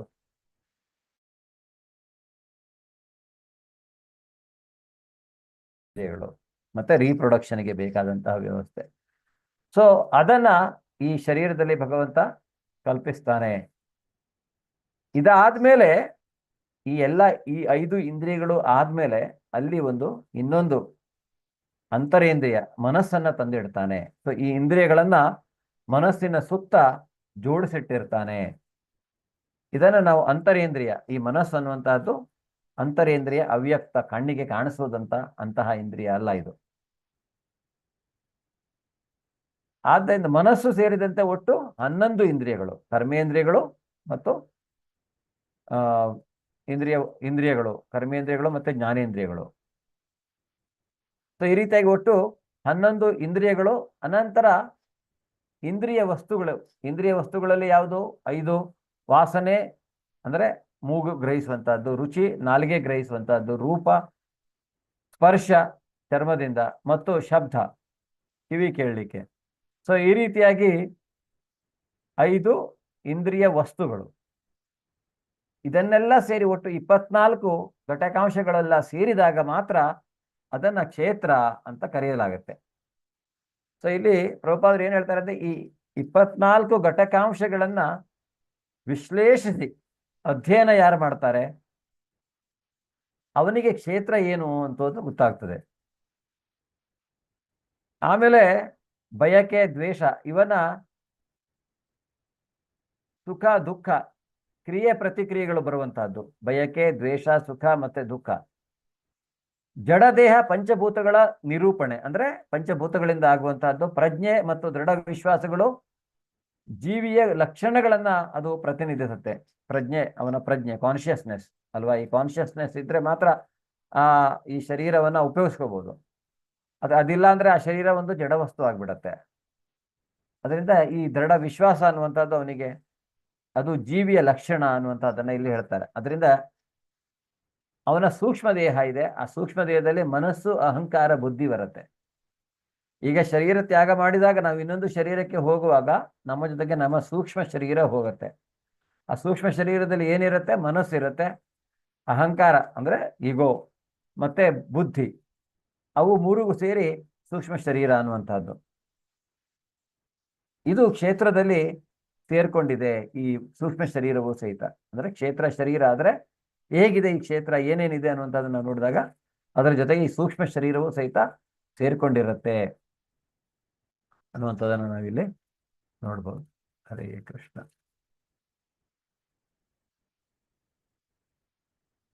ಅಮಾನಿತ್ವಂ ಅದಮ್ಯತ್ವಂ ಅಹಿಂಸಾ ಶಾಂತಿಮಾರ್ಜವಂ ಆಚಾರ್ಯೋಪಾಸನಂ ಶೌಚಂ ಸ್ಥೈರ್ಯಂ ಆತ್ಮವಿನಿಗ್ರಹ ಇಂದ್ರಿಯಾರ್ಥೇಷು ವೈರಾಗ್ಯಂ ಮನ ಅಹಂಕಾರ ಏವ ಚ ಜನ್ಮ ಮೃತ್ಯು ಜರಾ ವ್ಯಾಧಿ ದುಃಖ ದೋಷಾನುದರ್ಶನಂ ಅಸಕ್ತಿರನಭಿಷ್ಟಂಗಃ ಪುತ್ರದಾರಗೃಹಾದಿಷು ನಿತ್ಯಂ ಚ ಸಮಚಿತ್ತತ್ವಂ ಇಷ್ಟಾನಿಷ್ಟೋಪಪತ್ತಿಷು ಮಯಿ ಚಾನನ್ಯ ಯೋಗೇನ ಭಕ್ತಿರವ್ಯಭಿಚಾರಿಣಿ ವಿವಿಕ್ತ ದೇಶ ಸೇವಿತ್ವಂ ಅರತಿರ್ಜನ ಸಂಸದಿ ಅಧ್ಯಾತ್ಮ ಜ್ಞಾನ ನಿತ್ಯತ್ವಂ ತತ್ವಜ್ಞಾನಾರ್ಥದರ್ಶನಂ ಏತಜ್ಞಾನಮಿತಿ ಪ್ರೋಕ್ತಂ ಅಜ್ಞಾನಂ ಯದತೋನ್ಯಥಾ. ಹರೇ ಕೃಷ್ಣ. ಐಶ್ವರ್ಯ ಮಾತಾಜಿ. ಹರೇ ಕೃಷ್ಣ ಪ್ರಭುಜಿ. ಹರೇ ಕೃಷ್ಣ. ನಮ್ರತೆ, ಜಂಬವಿಲ್ಲವಿರುವುದು, ಅಹಿಂಸೆ, ತಾಳ್ಮೆ, ಸರಳತೆ, ನಿಜವಾದ ಗುರುವಿನ ಬಳಿಗೆ ಹೋಗುವುದು, ಶೌಚ, ಸ್ಥೈರ್ಯ, ಆತ್ಮ ಸಂಯಮ, ಇಂದ್ರಿಯ ತೃಪ್ತಿಯ ವಸ್ತುಗಳಲ್ಲಿ ವೈರಾಗ್ಯ, ಅಹಂಕಾರವಿಲ್ಲದಿರುವುದು, ಜನ್ಮ, ಸಾವು, ಮುಪ್ಪು ಮತ್ತು ರೋಗಗಳ ಕೆಡುಕನ್ನು ಗ್ರಹಿಸುವುದು, ಅನಾಸಕ್ತಿ, ಮಕ್ಕಳು, ಹೆಂಡತಿ, ಮನೆ ಮತ್ತಿತರ ವಿಷಯಗಳಲ್ಲಿ ಸಿಕ್ಕಿಕೊಳ್ಳದೆ ಮುಕ್ತವಾಗಿರುವುದು, ಇಷ್ಟಾನಿಷ್ಟಗಳ ಮಧ್ಯೆ ಸಮಚಿತ್ತತೆ, ನನ್ನಲ್ಲಿ ನಿರಂತರವಾದ ಮತ್ತು ಪರಿಶುದ್ಧವಾದ ಭಕ್ತಿ, ಏಕಾಂತ ಪ್ರದೇಶದಲ್ಲಿ ವಾಸ ಮಾಡುವ ಅಭಿಲಾಷೆ, ಜನಸಮೂಹದಲ್ಲಿ ಆಸಕ್ತಿ ಇಲ್ಲದಿರುವುದು, ಆತ್ಮ ಸಾಕ್ಷಾತ್ಕಾರದ ಮಹತ್ವವನ್ನು ಒಪ್ಪಿಕೊಳ್ಳುವುದು, ಪರಿಪೂರ್ಣ ಸತ್ಯದ ತತ್ವಜ್ಞಾನಾರ್ಥ ಅನ್ವೇಷಣೆ ಇವೆಲ್ಲ ಜ್ಞಾನ ಎಂದು ನಾನು ಘೋಷಿಸುತ್ತೇನೆ.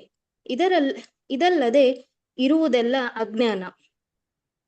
ಈಗ ನೋಡಿ, ಭಗವಂತ ಬಹಳ ಕ್ಲಿಯರ್ ಆಗಿ ಜ್ಞಾನ ಅಂದ್ರೆ ಏನು ಅಂತ. ನಿಜವಾದ ಜ್ಞಾನಿ ನಮ್ರನಾಗಿರ್ತಾನೆ, ಜಂಬವಿರುವುದಿಲ್ಲ, ಅವನು ಜ್ಞಾನಿ. ಹಿಂಸೆ ಮಾಡುವುದಿಲ್ಲ, ತಾಳ್ಮೆ ಇರುತ್ತೆ. ಅಹಿಂಸೆಯ ಬಗ್ಗೆ ಜ್ಞಾನಿ, ಅಹಿಂಸೆ ಅಂದ್ರೆ ಇಲ್ಲಿ ಅನಾವಶ್ಯಕವಾಗಿ ತೊಂದರೆ ಕೊಡುವಂತಹದ್ದು ಅಹಿಂಸೆ. ಆದರೆ ಧರ್ಮಕ್ಕೆ ರಕ್ಷಕನಾಗಿ ನಿಂತಾಗ ಅದು ಹಿಂಸೆ ಅಂತ ಕರೆಸಿಕೊಳ್ಳುವುದಿಲ್ಲ.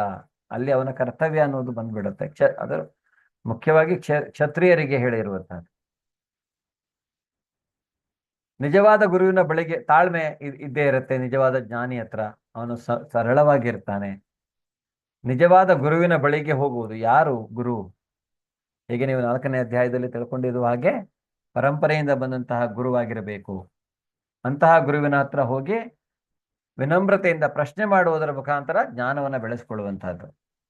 ಶುಚಿಯಾಗಿರುವಂತಹದ್ದು, ಸ್ಥೈರ್ಯ, ಆತ್ಮ ಸಂಯಮ, ಇಂದ್ರಿಯ ತೃಪ್ತಿಯ ವಸ್ತುಗಳಲ್ಲಿ ವೈರಾಗ್ಯ, ಅಹಂಕಾರವಿಲ್ಲದಿರುವುದು.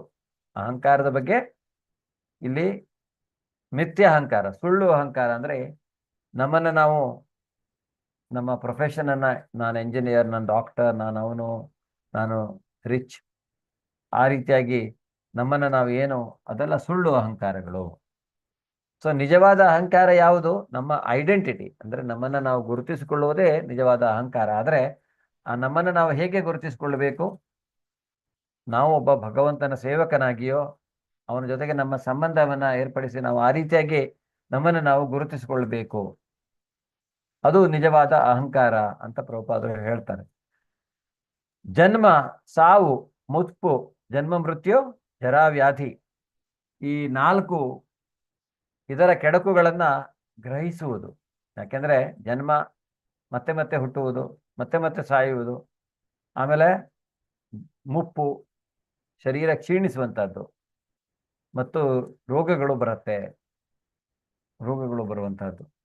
ಸೊ ಇದರ ಕೆಡುಕನ್ನ ನಾವು ಗ್ರಹಿಸುವುದರಿಂದ ಅದು ನಿಜವಾದ ಜ್ಞಾನ. ಅನಾಸಕ್ತಿ, ಇಲ್ಲಿ ಅನಾಸಕ್ತಿಯ ಬಗ್ಗೆ ಯಾವುದೇ ಭೌತಿಕ ವಿಷಯಗಳ ಬಗ್ಗೆ ಆಸಕ್ತಿ ಇಲ್ಲದೆ ಇರುವಂತಹದ್ದು. ಭೌತಿಕ ವಿಷಯಗಳು ಅಂದ್ರೆ ಯಾವುದು? ನಮ್ಮ ಫಲಾಪೇಕ್ಷಿತ ಕರ್ಮಗಳ ಬಗ್ಗೆ ಇರಬಹುದು, ಕರ್ಮ ಫಲಗಳ ಬಗ್ಗೆ, ಅಥವಾ ಯಾವುದೇ ರೀತಿಯಾಗಿ ಮಕ್ಕಳು, ಹೆಂಡತಿ, ಮನೆ ಮತ್ತಿತರ ವಿಷಯಗಳಲ್ಲಿ ಸಿಕ್ಕಿಕೊಳ್ಳದೆ ಮುಕ್ತವಾಗಿರುವುದು. ಸೊ ಇದು ಜ್ಞಾನಿ, ಪರಮಜ್ಞಾನಿ. ಯಾರು ಪೂರ್ತಿ ಪರಿಪೂರ್ಣ ಜ್ಞಾನವನ್ನ ಯಾರು ಹೊಂದಿರ್ತಾನೆ, ಅಂತಹ ಜ್ಞಾನಿ ಇದರಿಂದ ಹೊರಗೆ ಇರ್ತಾನೆ.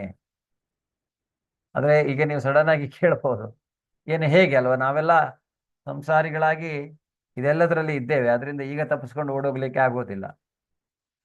ಭಕ್ತಿಯನ್ನ ಮಾಡುವುದು, ಮುಂದೆ ಇನ್ನೊಂದು ಜನ್ಮ ಅವನು ನಮಗೆ ಇಂತಹ ಯಾವುದೇ ಇದರಲ್ಲಿ ಸಿಕ್ಕಿ ಹಾಕಿಕೊಳ್ಳದೆ ಇರುವ ಹಾಗೆ ಅವನು ನಮಗೆ ವ್ಯವಸ್ಥೆಯನ್ನು ಕಲ್ಪಿಸಬಹುದು ಕೃಷ್ಣ.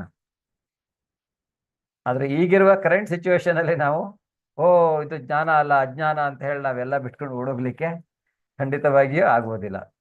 ಇರುವ ಜವಾಬ್ದಾರಿಗಳನ್ನು ನಿರ್ವಹಿಸಲೇಬೇಕು. ಮತ್ತು ಇಷ್ಟಾನಿಷ್ಟಗಳ ಮಧ್ಯೆ ಸಮಚಿತ್ತತೆ. ಇಷ್ಟ ಅನಿಷ್ಟಗಳು ಅಂದ್ರೆ ನನಗೆ ಕೆಲವು ಇಷ್ಟ, ನಮಗೆ ಕೆಲವು ಅದು ಇಷ್ಟ ಇಲ್ಲ, ಇದಿಷ್ಟ ಇದೆ ಅಂತ ನಾವು ಹೇಳ್ತೇವೆ. ಸೊ ಅದು ಇಷ್ಟ ಇಲ್ಲ, ಇದಿಷ್ಟ ಇಲ್ಲ ಅಂತ ಯಾಕೆ? ಅದರ ಬಗ್ಗೆ ಸಮಚಿತ್ತತೆ ಬಹಳ ಕಷ್ಟ ಆಗತ್ತೆ ಜೀವಿಗೆ.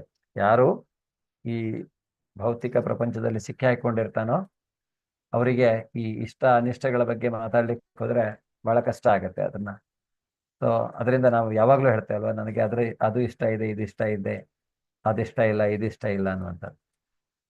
ಸೊ ನನ್ನಲ್ಲಿ ನಿರಂತರವಾದ ಮತ್ತು ಪರಿಶುದ್ಧವಾದ ಭಕ್ತಿ, ಭಗವಂತ ಹೇಳ್ತಾನೆ, ಕೃಷ್ಣನ ಕುರಿತಾದ ಪರಿಶುದ್ಧವಾದ ನಿರಂತರವಾದಂತಹ ಭಕ್ತಿ ಅದು ಜ್ಞಾನ ಅಂತ ಹೇಳ್ತಾನೆ. ಸೊ ಯಾರಿಗೆ ಈಗ ನಿಜವಾದ ಜ್ಞಾನಿ, ಅವನು ಜನರ ಮಧ್ಯೆ ಇದ್ರೂ ಸಹಿತ ಒಬ್ಬನೇ ಇರ್ತಾನೆ. ಮತ್ತು ಜನಸಮೂಹದಲ್ಲಿ ಅವನಿಗೆ ಆಸಕ್ತಿ ಇಲ್ಲದಿರುವುದು. ಆತ್ಮ ಸಾಕ್ಷಾತ್ಕಾರದ ಮಹತ್ವವನ್ನ ಒಪ್ಪಿಕೊಳ್ಳುವುದು ಅದು ಜ್ಞಾನ. ಪರಿಪೂರ್ಣ ಸತ್ಯದ ತತ್ವಜ್ಞಾನಾರ್ಥ ಅನ್ವೇಷಣೆ ಅಂದ್ರೆ ಪರಿಪೂರ್ಣ ಸತ್ಯ ಅಂದ್ರೆ ಯಾರು, ಏನು, ಯಾರು ಹೇಳ್ತೀರಾ? ಪರಿಪೂರ್ಣ ಸತ್ಯ ಅಂದ್ರೆ ಏನು?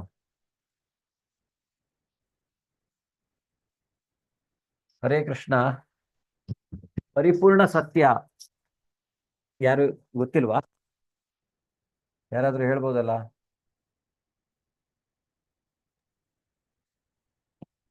ಈ ಪರಿಪೂರ್ಣ ಸತ್ಯ ಅಂದ್ರೆ ಒಂದೇ. ಪರಮ ಸತ್ಯ ಯಾರು? ಪರಮ ಸತ್ಯ ಅಂದ್ರೆ ಕೃಷ್ಣ. ಪರಿಪೂರ್ಣ ಸತ್ಯ ಕೃಷ್ಣನನ್ನ ಬಿಟ್ಟು ಬೇರೆ ಯಾರು ಪರಿಪೂರ್ಣ ಸತ್ಯರಲ್ಲ. ಅದರಿಂದ ಪರಿಪೂರ್ಣ ಸತ್ಯದ ತತ್ವ ಜ್ಞಾನಾರ್ಥ ಅನ್ವೇಷಣೆ. ಕೇಳಿಸ್ತಾ ಇದೆಯಲ್ಲ ಎಲ್ರಿಗೂ? ಹರೇ ಕೃಷ್ಣ.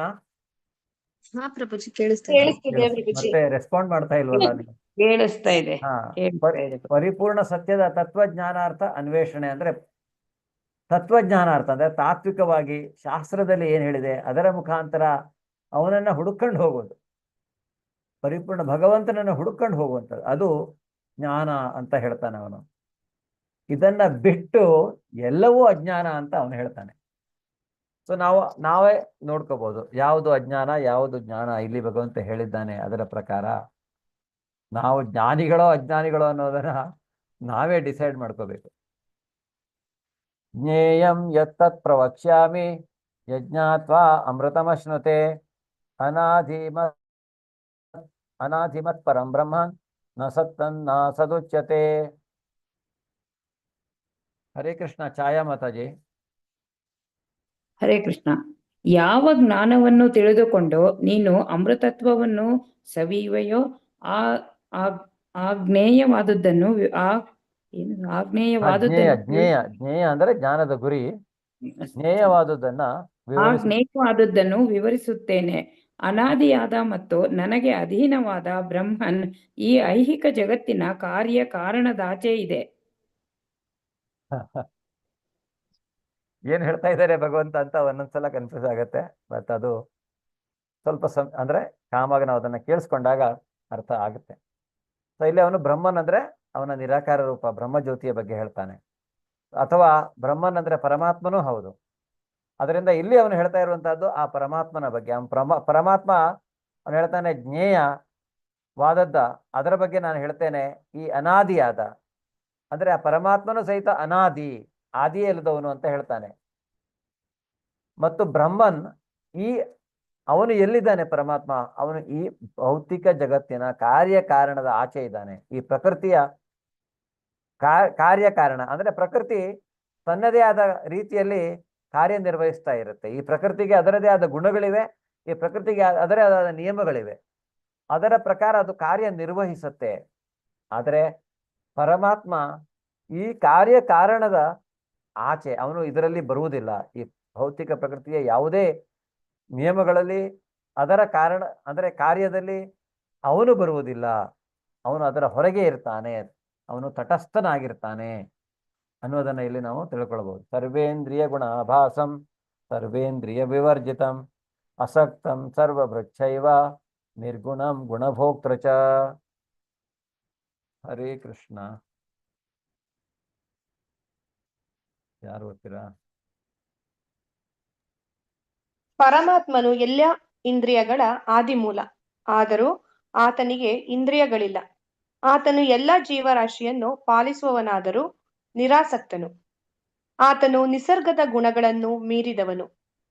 ಅದೇ ಕಾಲದಲ್ಲಿ ನಿಸರ್ಗದ ಎಲ್ಲಾ ಗುಣಗಳ ಪ್ರಭು. ಪರಮಾತ್ಮನ ಬಗ್ಗೆ ಇಲ್ಲಿ ಕೃಷ್ಣನ ಅಲ್ಲ, ಕೃಷ್ಣನ ಎರಡನೆಯ ಹಂತ, ಅವನ ಸಾಕ್ಷಾತ್ಕಾರದಲ್ಲಿ ಎರಡನೇ ಹಂತ ಬ್ರಹ್ಮನ್ ಪರಮಾತ್ಮ. ಆ ಪರಮಾತ್ಮ ಯಾರು ಅನ್ನೋದನ್ನ ಇಲ್ಲಿ ಹೇಳ್ತಾ ಇದ್ದಾನೆ. ಅಂದ್ರೆ ಚತುರ್ಭುಜ, ಅವನು ಅವ್ಯಕ್ತ ರೂಪದಲ್ಲಿ ಪ್ರತಿಯೊಂದು ಜೀವಿಯ ಒಳಗೂ ಹೊರಗೂ ಅವನಿರ್ತಾನೆ. ಇನ್ಕ್ಲೂಡಿಂಗ್ ನಾವು ನೋಡಿದ್ವಲ್ಲ ಅಧಿದೈವ ಅಂದ್ರೆ ಈ ಭೌತಿಕ ಪ್ರಪಂಚವನ್ನ ಹೇಗೆ ಅವನು ವಿಸ್ತರಿಸಿಕೊಂಡಿದ್ದಾನೆ, ಪ್ರವೇಶಿಸಿದ್ದಾನೆ. ಅವನ ವಿರಾಟ ರೂಪ 11ನೇ ಅಧ್ಯಾಯದಲ್ಲಿ ನಾವೇನು ತಿಳ್ಕೊಂಡಿದ್ದೇವೆ. ಸೊ ಅದ ಪರಮಾತ್ಮನ ವಿಸ್ತರಣೆ. ಅದರಿಂದ ಅವನು ಹೇಳ್ತಾ ಇರುವಂತಹದ್ದು ಏನಂದ್ರೆ ಪರಮಾತ್ಮ ಎಲ್ಲ ಇಂದ್ರಿಯಗಳ ಆದಿಮೂಲ. ಮತ್ತು ಎಲ್ಲ ಇಂದ್ರಿಯಗಳು ಅಲ್ಲಿಂದನೇ ಬರುವಂಥದ್ದು. ಅವನ ಎಲ್ಲ ಇಂದ್ರಿಯಗಳು ಎಲ್ಲ ರೀತಿ ಕೆಲಸ ಮಾಡತ್ತಂತೆ.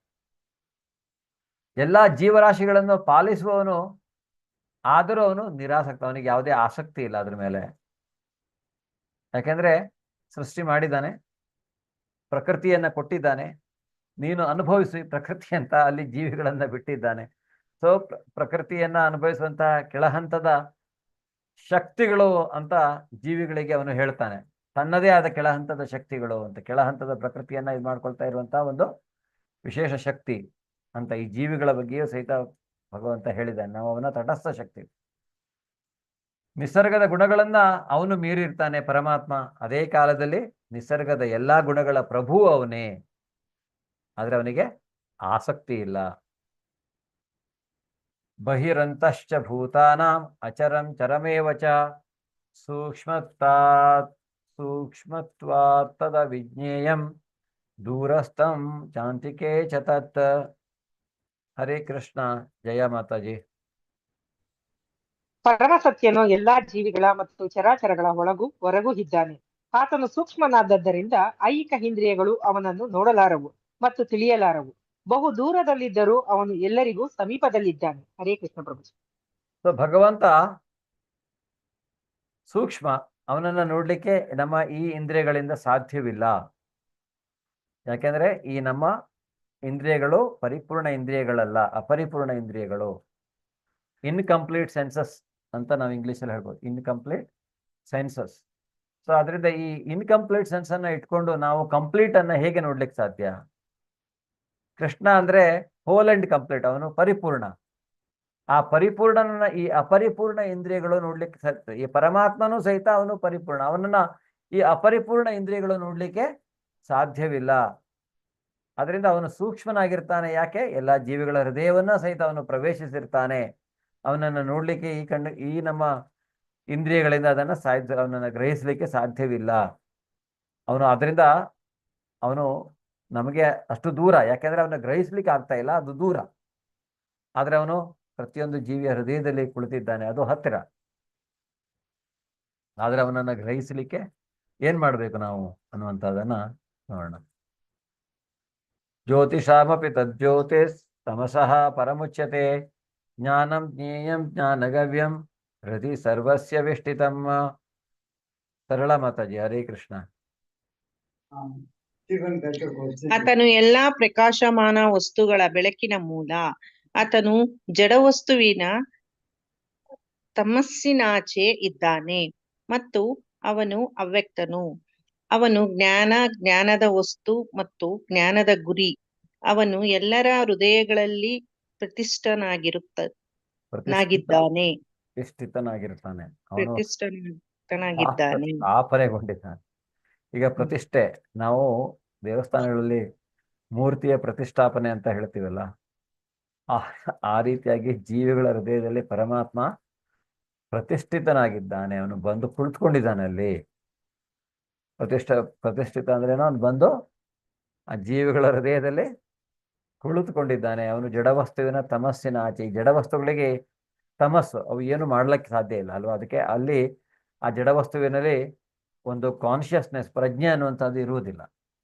ಅದರಿಂದ ಅವು ಏನನ್ನು ಗ್ರಹಿಸಲಿಕ್ಕೆ ಸಾಧ್ಯವಿಲ್ಲ. ಆದರೆ ಪ್ರಜ್ಞೆ ಬಂದಾಗ ನಾವು ಸ್ವಲ್ಪ ಸ್ವಲ್ಪ ಗ್ರಹಿಸಲಿಕ್ಕೆ ಶುರು ಮಾಡ್ತೇವೆ ಜೀವಿಗಳು. ಅದರಿಂದ ಜಡವಸ್ತುವಿನ ತಮಸ್ಸಿನ ಆಚೆ. ಮತ್ತು ಎಲ್ಲಾ ಪ್ರಕಾಶಗಳ ಮೂಲ ಅವನು. ಯಾಕೆಂದ್ರೆ ಆ ಬೆಳಕಿನ ಮೂಲವೇ ಅವನು, ಕೃಷ್ಣ ಪರಮಾತ್ಮ. ಅಂದ್ರೆ ಆ ಬ್ರಹ್ಮಜ್ಯೋತಿ ಆ ಪರಮಾತ್ಮನ ಒಂದು ಪ್ರತಿನಿಧಿತ್ವ. ಜ್ಞಾನದ ವಸ್ತು ಮತ್ತು ಜ್ಞಾನದ ಗುರಿ ಅವನೇ ಆಗಿರ್ತಾನೆ. ಮತ್ತು ಎಲ್ಲರ ಹೃದಯಗಳಲ್ಲಿ ಅವನು ಪ್ರತಿಷ್ಠಾಪಿತನಾಗಿದ್ದಾನೆ ಕೃಷ್ಣ ಅನ್ನುವಂಥದ್ದು ನಾವಿಲ್ಲಿ ನೋಡ್ಕೋಬಹುದು. ಈ ಕೃಷ್ಣನೇ ಬೆಳಕಿನ ಮೂಲ. ಇತಿ ಕ್ಷೇತ್ರಂ ತಥಾ ಜ್ಞಾನಂ ಜ್ಞೇಯಂ ಚೋಕ್ತಂ ಸಮಾಸತಃ ಮದ್ಭಕ್ತ ಏತದ್ ವಿಜ್ಞಾಯ ಮದ್ಭಾವಾಯೋಪಪದ್ಯತೆ. ಹರೇ ಕೃಷ್ಣ. ಐಶ್ವರ್ಯ ಮಾತಾಜಿ. ಹೀಗೆ ನಾನು ಕ್ಷೇತ್ರ, ದೇಹ, ಜ್ಞಾನ ಮತ್ತು ಜ್ಞಾನಕ್ಕೆ ನಿಲುಕುವುದು ಎಂದರೆ ಜೇಯ ಇವನು ಸಂಗ್ರಹವಾಗಿ ಹೇಳಿದ್ದಾಯಿತು. ನನ್ನ ಭಕ್ತರು ಮಾತ್ರ ಇದನ್ನು ಪೂರ್ಣವಾಗಿ ಅರ್ಥ ಮಾಡಿಕೊಂಡು ನನ್ನ ಸ್ವಭಾವವನ್ನು ಪಡೆಯುತ್ತಾರೆ. ಸೊ ಇದನ್ನ ಅರ್ಥ ಮಾಡಿಕೊಂಡು ತನ್ನ ಸ್ವಭಾವನ ಈ ಕ್ಷೇತ್ರಜ್ಞರ ಬಗ್ಗೆ ಜ್ಞಾನ ಮತ್ತು ಜ್ಞಾನಕ್ಕೆ ನಿಲುಕುವುದು ಜ್ಞೇಯ ಆಗ್ಬೇಕದು ಸಾರಿ ಇವನ್ನ ಸಂಗ್ರಹವಾಗಿ ಈಗ ನಾವು ತಿಳ್ಕೊಂಡಿದ್ದೇವೆ. ನನ್ನ ಭಕ್ತರು ಮಾತ್ರ ಇದನ್ನು ಪೂರ್ಣವಾಗಿ ಅರ್ಥ ಮಾಡಿಕೊಂಡು ನನ್ನ ಸ್ವಭಾವವನ್ನು ಪಡಿತಾರೆ. ಸೊ ಭಗವಂತನ ಸ್ವಭಾವವನ್ನು ಅವರು ಪಡಿತಾರೆ. ಇದನ್ನ ತಿಳ್ಕೊಂಡಾಗ ಪೂರ್ಣವಾಗಿ ಇದನ್ನು ಅರ್ಥ ಮಾಡಿಕೊಂಡ ಮೇಲೆ ಕ್ಷೇತ್ರಜ್ಞರನ್ನ ಅರ್ಥ ಮಾಡಿಕೊಂಡ ಮೇಲೆ ಅವರು ತನ್ನ ಸ್ವಭಾವವನ್ನು ಪಡಿತಾರೆ ಅನ್ನೋ ಮಾತನ್ನ ಹೇಳ್ತಾನೆ. ಸೊ ಇಲ್ಲಿ ಮುಖ್ಯವಾಗಿ ಭೌತಿಕ ಪ್ರಪಂಚದಲ್ಲಿ ಜೀವಿ ಏನ್ ಮಾಡ್ತಾನೆ, ಇಲ್ಲಿ ನೋಡ್ಬೋದು. ಹೀಗೆ ಎರಡು ಬೇರೆ ಬೇರೆ ಹಕ್ಕಿಗಳು ಶರೀರದಲ್ಲಿದೆ, ಒಂದು ಪರಮಾತ್ಮ, ಇನ್ನೊಂದು ಆತ್ಮ. ಈ ಆತ್ಮ ಏನ್ ಮಾಡುತ್ತೆ ಅಂದ್ರೆ ಅಲ್ಲೇ ಪರಮಾತ್ಮ ಇದ್ದಾನೆ, ಅವನು ನಮಗೆ ಹೇಳಲಿಕ್ಕೆ ರೆಡಿ ಇದ್ದಾನೆ, ಅವನು ಹೇಳಲಿಕ್ಕೆ ತಯಾರಿದ್ದಾನೆ. ಓಕೆ, ಒಂದು ಮರದಲ್ಲಿ ಹಣ್ಣನ್ನ ತಿಂತೀಯಲ್ಲ, ಆ ಹಣ್ಣು ಹುಳಿ ಇದೆಯೋ, ಕಹಿ ಇದೆಯೋ, ಅಥವಾ ಹಾಳಾಗಿದೆಯೋ, ಅಥವಾ ಅದು ಹಣ್ಣೇ ಆಗಿಲ್ವೋ, ಆದರೆ ಅವನು ಹೇಳ್ತಾನೆ, ಅದು ಹೇಳಲಿಕ್ಕೆ ತಯಾರಿದ್ದಾನೆ. ಆದರೆ ನಾವು ಕೇಳಬೇಕಲ್ಲ. ಆದರೆ ನಾವೇನು ಮಾಡ್ತೀವಿ ಅಂದರೆ, ನಾವು ಇಲ್ಲಿ ನಮ್ಮನ್ನ ಹಣ್ಣಿದೆಯಲ್ಲ ಸರಿ ತಿನ್ನೋಣ, ಅದು ಹೇಗಿದೆ ಅನ್ನೋದು ಆಮೇಲೆ, ಫಸ್ಟ್ ಸಿಕ್ಕಿದೆಯಲ್ಲ ಅದನ್ನು ನಾನು ತಿನ್ನಬೇಕು. ಅಲ್ಲಿ ನಾವು ಪರಮಾತ್ಮನನ್ನ ಕೇಳೋದೇ ಇಲ್ಲ. ನಾನು ಇದು ತಿಂದರೆ ಏನಾಗತ್ತೆ, ಅದು ನಮ್ಮ ಕರ್ಮ ಫಲಗಳ ಬಗ್ಗೆ. ಆ ರೀತಿ ಕರ್ಮವನ್ನು ಮಾಡ್ತೇವೆ, ಫಲಗಳನ್ನು ನಾವು ತಿಂತೇವೆ.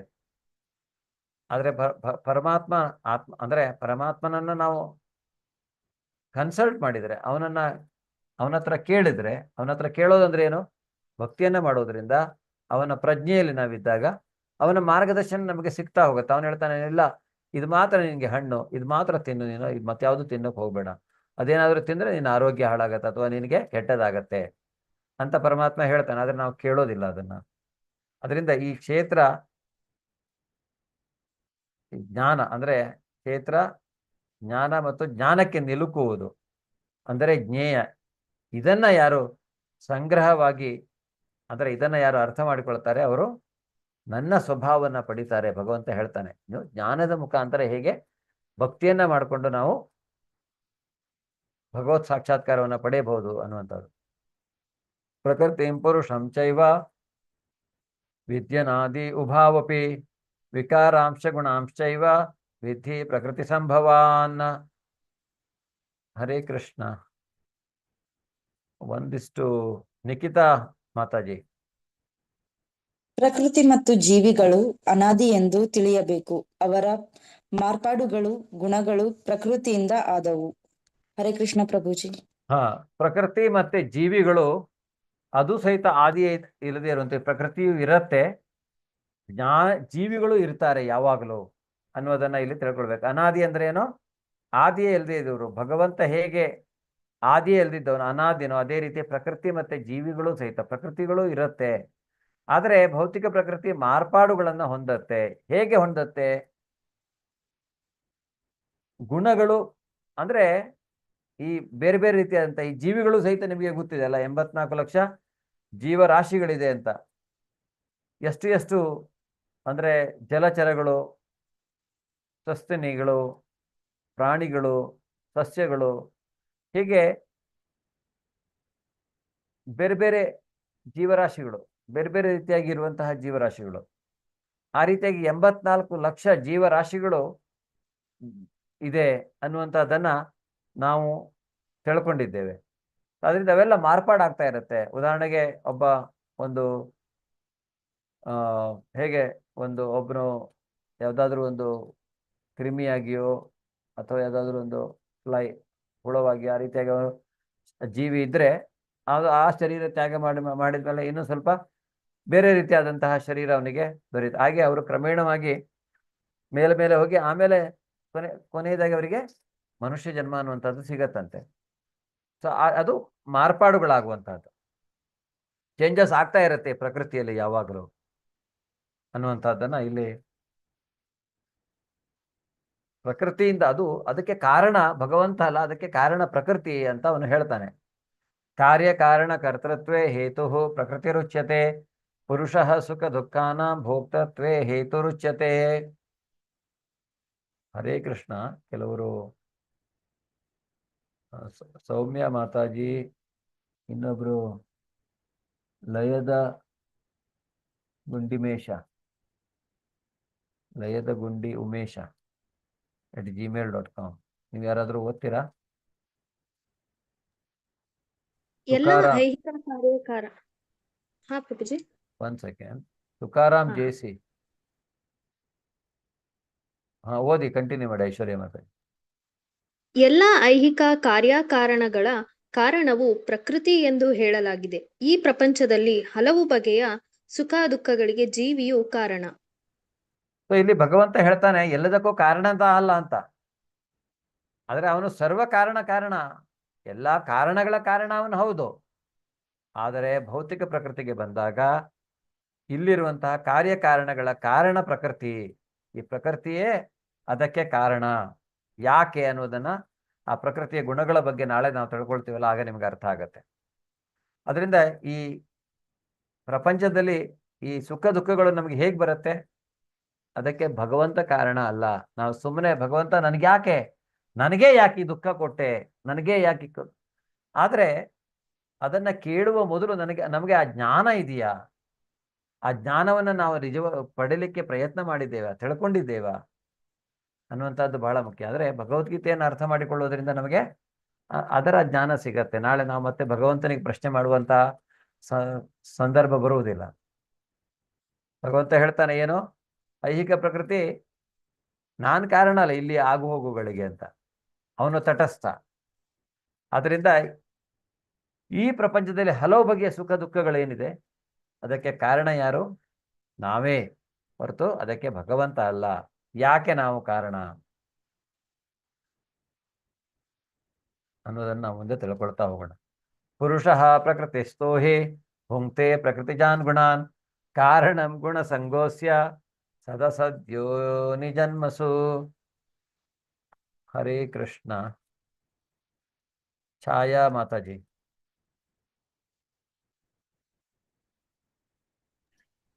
ಐಹಿಕ ಪ್ರಕೃತಿಯಲ್ಲಿ ಜೀವಾತ್ಮನು ಹೀಗೆ ತ್ರಿಗುಣಗಳನ್ನು ಅನುಭವಿಸುತ್ತಾ ಬದುಕಿನ ರೀತಿಗಳನ್ನು ಅನುಸರಿಸುತ್ತಾನೆ. ಇದಕ್ಕೆ ಐಹಿಕ ಪ್ರಕೃತಿಯೊಡನೆ ಅವನ ಸಹಯೋಗವೇ ಕಾರಣ.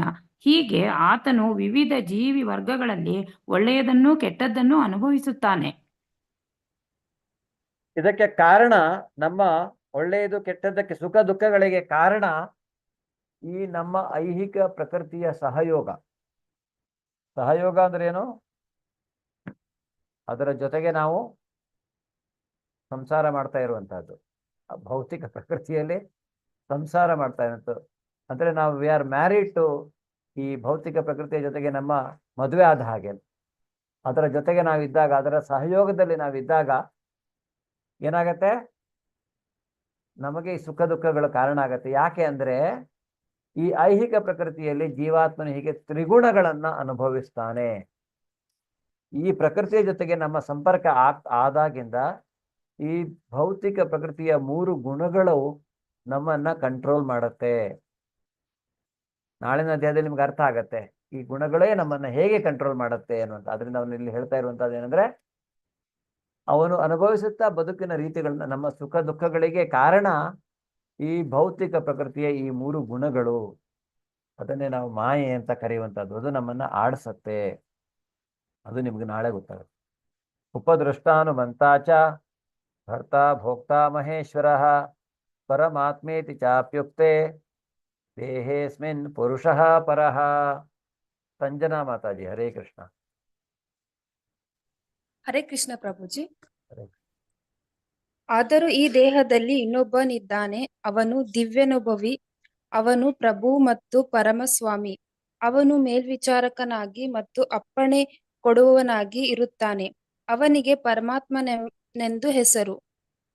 ಇಲ್ಲಿ ಈ ಭೌತಿಕ ಪ್ರಕೃತಿಯ ಸುಖ ದುಃಖಗಳಿಗೆ ಭೌತಿಕ ಪ್ರಕೃತಿಯ ಸಹಯೋಗವೇ ಕಾರಣ ಅಂತ ಒಂದ್ ಕಡೆ ಹೇಳ್ತಾನೆ. ಆದ್ರೆ ಅವನು ಜೀವಿಗಳಿಗೆ ಸಹಾಯ ಮಾಡ್ಲಿಕ್ಕೋಸ್ಕರ ಅವನು ಅಪ್ಪಣೆ ಕೊಡುವವನಾಗಿ, ಮೇಲ್ವಿಚಾರಕನಾಗಿ ಪ್ರತಿಯೊಬ್ಬರ ಹೃದಯದಲ್ಲಿ ಇರ್ತಾನೆ. ಆದರೆ ಅದನ್ನ ನಾವು ಗ್ರಹಿಸುವುದಿಲ್ಲ. ಅವನು ಮೇಲ್ವಿಚಾರಕನ ಉಪದೃಷ್ಟ ಹನುಮಂತ. ಮತ್ತು ಅಪ್ಪಣೆ ಕೊಡುವವನಾಗಿ ಅವನು ನಮಗೆ ಆರ್ಡರ್ ಕೊಡ್ತಾನೆ. ಅದ್ ಮಾಡಬೇಡ, ಇದು ಮಾಡು, ಅದ್ ಮಾಡಬೇಡ, ಇದು ಮಾಡು. ನಾವು ಹೇಳ್ತೀವಲ್ಲ ಆತ್ಮ ಸಾಕ್ಷಾತ್ಕಾರಿ, ನಾವು ನಿನ್ನ ಅಂದ್ರೆ ಏನ್ ಹೇಳ್ತೇವೆ ನಾವು, ಅಂತರಾತ್ಮ ಏನ್ ಹೇಳತ್ತೆ, ಆ ರೀತಿಯದೆಲ್ಲ ಬರುತ್ತೆ. ಆದ್ರೆ ಅಂತರಾತ್ಮ ಹೇಳ್ಬೇಕಂದ್ರೆ ನಾವು ನಮ್ಮಲ್ಲಿರುವ ಪರಮಾತ್ಮನನ್ನ ಗ್ರಹಿಸಬೇಕು. ಆಗ ಅವನು ನಮಗೆ ಅಪ್ಪಣೆ ಕೊಡ್ತಾನೆ, ಮತ್ತೆ ನಮ್ಮನ್ನ ಮೇಲ್ವಿಚಾರ, ನಮಗೆ ಸರಿಯಾದ ಮಾರ್ಗದರ್ಶನ ಅವನು ಮಾಡ್ತಾನೆ. ಆದ್ರೆ ಅದನ್ನ ನಾವು ಕೇಳಬೇಕು. ಅಂಥವನು ಪರಮಾತ್ಮ, ಅವನು ನಮ್ಮ ಹೃದಯದಲ್ಲಿದ್ದಾನೆ. ಸೊ ಕೃಷ್ಣ ಅವನಿಗೆ ಎಲ್ಲ ಗೊತ್ತಿದೆ, ಈಗಾಗೋದು, ಹಿಂದಾಗಿದ್ದು, ಮುಂದಾಗೋದು. ಆದ್ರೆ ನಮಗೆ ಅವನು ಮರವನ್ನ ಕೊಟ್ಟಿದ್ದಾನೆ. ಅದರಿಂದ ನಮಗೆ 4 ದಿವಸ ಹಿಂದಿಂದೆ ನೆನಪಿರುವುದಿಲ್ಲ.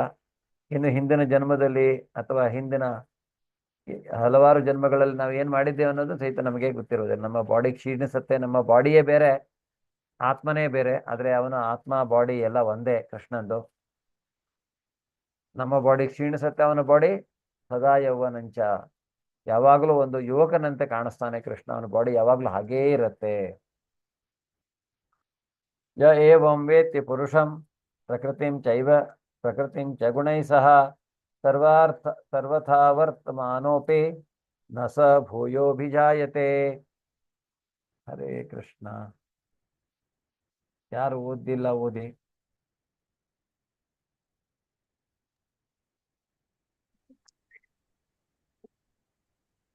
ಓದಿ ಯಾರೋ. ಪ್ರಕೃತಿಯನ್ನು, ಜೀವಿಯನ್ನು ಮತ್ತು ಗುಣಗಳ ಪರಸ್ಪರ ಪ್ರಕ್ರಿಯೆಯನ್ನು ಕುರಿತು ಈ ತತ್ವಜ್ಞಾನವು ಅರ್ಥ ಮಾಡಿಕೊಂಡವನು ಮುಕ್ತಿಯನ್ನು ಪಡೆಯುವುದು ನಿಶ್ಚಯ.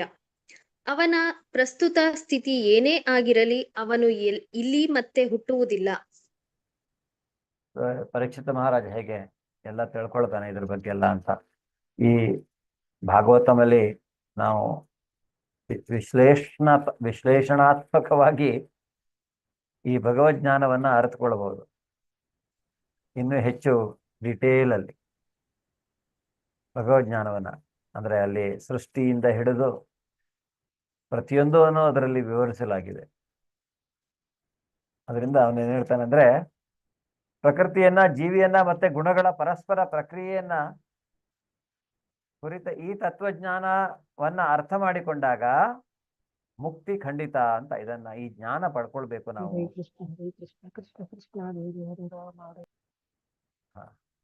ಅವನ ಪ್ರಸ್ತುತ ಸ್ಥಿತಿ ಏನೇ ಇರಲಿ ಅವನು ಇಲ್ಲಿ ಮತ್ತೆ ಹುಟ್ಟುವುದಿಲ್ಲ, ಅದು ಬಹಳ ಮುಖ್ಯ. ಇದನ್ನ ಅರ್ಥ ಮಾಡಿಕೊಂಡಾಗ ಧ್ಯಾನೇನ ಆತ್ಮನಿ ಪಶ್ಯಂತಿ ಕೇಚಿದ್ ಆತ್ಮಾತ್ಮನ ಅನ್ಯೇ ಸಾಂಖ್ಯೇನ ಯೋಗೇನ ಕರ್ಮ ಯೋಗೇನ ಚಾಪರೇ. ಓದಿ ಮಾತಾಜಿ. ಜಯ ಸಾಯಿ ಮಾತಾಜಿ. ಕೆಲವರು ಧ್ಯಾನದಿಂದ ಮತ್ತೆ ಕೆಲವರು ಜ್ಞಾನವನ್ನು ಬೆಳೆಸಿಕೊಂಡು ಇನ್ನು ನಿಷ್ಕಾಮ ಕರ್ಮದಿಂದ ತಮ್ಮೊಳಗಿರುವ ಪರಮಾತ್ಮನನ್ನು ಕಾಣುತ್ತಾರೆ. ಹರೇ ಕೃಷ್ಣ ಪ್ರಭು. ಈ ಜ್ಞಾನ ಭಗವಂತನನ್ನ ಕಾಣ್ಬೇಕು ಅಂದ್ರೆ ಏನು, ಒಂದೇ ಧ್ಯಾನ ಮಾಡ್ಬೇಕು, ಇಲ್ಲ ನಿಷ್ಕಾಮ ಕರ್ಮಯೋಗ, ಅಥವಾ ಈ ಜ್ಞಾನ ಯೋಗ, ಧ್ಯಾನ ಯೋಗ, ಅಷ್ಟಾಂಗ ಯೋಗದ ಬಗ್ಗೆ ನಾವು ತಿಳ್ಕೊಂಡು ಆ ರೀತಿಯಾಗಿ ಧ್ಯಾನ ಮಾಡಿದ್ರು ಸಹಿತ. ಯಾಕೆಂದ್ರೆ ಧ್ರುವ ಮಹಾರಾಜ ಅದೇ ರೀತಿ ಪರಮಾತ್ಮನನ್ನ ಕಾಣ್ತಾನೆ. ಆಮೇಲೆ ಪರಮಾತ್ಮನನ್ನು ಕಾಣೋದು ನಿಂತ ಮೇಲೆ ಎದುರಿಗೆ ನಾರಾಯಣ ಪ್ರತ್ಯಕ್ಷನಾಗ್ತಾನೆ ಅವನಿಗೆ. ಸೊ ಆದ್ರಿಂದ ನಿಷ್ಕಾಮ ಕರ್ಮದಿಂದಲೂ ಸಹಿತ ನಾವು ಪರಮಾತ್ಮನನ್ನ ಕಾಣಬಹುದು. ಅನ್ಯೇತ್ವೇವ ಮಜಾನಂತಹ ತ್ವೇವಂ ಅಜಾನಂತಹ ಶ್ರುತ್ವಾ ಅನ್ಯೇಭ್ಯ ಉಪಾಸತೆ ತೇಪಿ ಚಾತಿ ತರಂತ್ಯೇವ ಮೃತ್ಯುಂ ಶ್ರುತಿಪರಾಯಣಃ. ಸಂಜನಾ ಮಾತಾಜಿ. ಇನ್ನು ಕೆಲವರಿದ್ದಾರೆ, ಅವರಿಗೆ ಹೆಚ್ಚು ಆಧ್ಯಾತ್ಮಿಕ ಜ್ಞಾನವಿರುವುದಿಲ್ಲ. ಆದರೂ ಪರಮ ಪುರುಷನ ವಿಷಯವನ್ನು ಇತರರಿಂದ ಕೇಳಿ ಅವನನ್ನು ಪೂಜಿಸಲು ಪ್ರಾರಂಭಿಸುತ್ತಾರೆ. ಆಶ್ಚರ್ಯದಿಂದ ಕೇಳಿ ತಿಳಿದುಕೊಳ್ಳುವ ಪ್ರವೃತ್ತಿಯಿಂದ ಅವರು ಹುಟ್ಟು ಸಾವುಗಳನ್ನು ದಾಟುತ್ತಾರೆ. ಈ ಕಪಿಲ ಮುನಿಯ ತಾಯಿ ದೇವಾಯುತಿ. ಇನ್ಫ್ಯಾಕ್ಟ್ ಅವಳಿಗೆ ಮಗನೇ ಗುರು. ಈ ಕಪಿಲ ಮುನಿ ಅವನ ತಾಯಿ ದೇವಾಯುತಿಗೆ ಆಕ್ಚುಲಿ ಜ್ಞಾನ ಗೊತ್ತಿಲ್ಲ ಇದ್ರ ಬಗ್ಗೆ ಎಲ್ಲ. ಆದ್ರೆ ಅವರು ತನ್ನ ಸ್ವಂತ ಮಗನಿಂದಲೇ ಜ್ಞಾನವನ್ನ ಕೇಳಿಕೊಂಡು ಅವಳು ಈ ಹುಟ್ಟು ಸಾವುಗಳನ್ನ ಮೀರ್ತಾಳೆ, ಅಂದ್ರೆ ಮೋಕ್ಷವನ್ನ, ಬಿಡುಗಡೆಯನ್ನ ಹೊಂದ್ತಾಳೆ ಅನ್ನುವಂಥದ್ದು. ಅದರಿಂದ ಏನ್ ಮಾಡ್ಬೇಕಂದ್ರೆ ನಾವು ಹೆಚ್ಚು ಹೆಚ್ಚು ಏನು ಶೃಣ್ವತಾಂ ಸ್ವಕತಃ ಕೃಷ್ಣನ ಕಥೆಗಳನ್ನ ಕೇಳುವುದರ ಮುಖಾಂತರ ನಾವು ಪರಿಶುದ್ಧತೆಯನ್ನ ಹೊಂದಬಹುದು. ಯಾವ ಸಂಜಾಯತೆ ಕಿಂಚಿತ್ ಸತ್ವಂ ಸ್ಥಾವರ ಜಂಗಮಂ ಕ್ಷೇತ್ರ ಕ್ಷೇತ್ರಜ್ಞ ಸಂಯೋಗಾತ್ ತದ್ವಿಧಿ ಭರತರ್ಷಭ. ಹರೇ ಕೃಷ್ಣ. ಚೈತ್ರ ಮಾತಾಜಿ. ಭರತರಲ್ಲಿ ಶ್ರೇಷ್ಠನಾದ ಅರ್ಜುನನೇ, ಚರಾಚರಗಳಾಗಿ ಅಸ್ತಿತ್ವದಲ್ಲಿರುವ ಏನನ್ನೇ ನೀನು ಕಂಡರೂ ಅದು ಕ್ಷೇತ್ರ ಮತ್ತು ಕ್ಷೇತ್ರಜ್ಞರ ಸಂಯೋಗ ಎಂದು ತಿಳಿದುಕೋ. ಇಲ್ಲಿ ಅವನು ಹೇಳ್ತಾ ಇದ್ದಾನೆ, ಇದು ಕ್ಷೇತ್ರ ಮತ್ತೆ ಕ್ಷೇತ್ರಜ್ಞರ ಸಂಯೋಗ. ಒಂದು ಕ್ಷೇತ್ರ ಇರಬೇಕು ಮತ್ತೆ ಕ್ಷೇತ್ರಜ್ಞ ಇರಬೇಕು. ಆಗ ಮಾತ್ರ ಈ ಚರಾಚರಗಳ ಅಸ್ತಿತ್ವ ನಾವೇನ್ ನೋಡ್ತಾ ಇದ್ದೇವೆ ಅದೆಲ್ಲ ಇರ್ಲಿಕ್ಕೆ ಸಾಧ್ಯ ಅನ್ನುವ ಮಾತನ್ನ ಅವನು ಹೇಳ್ತಾನೆ.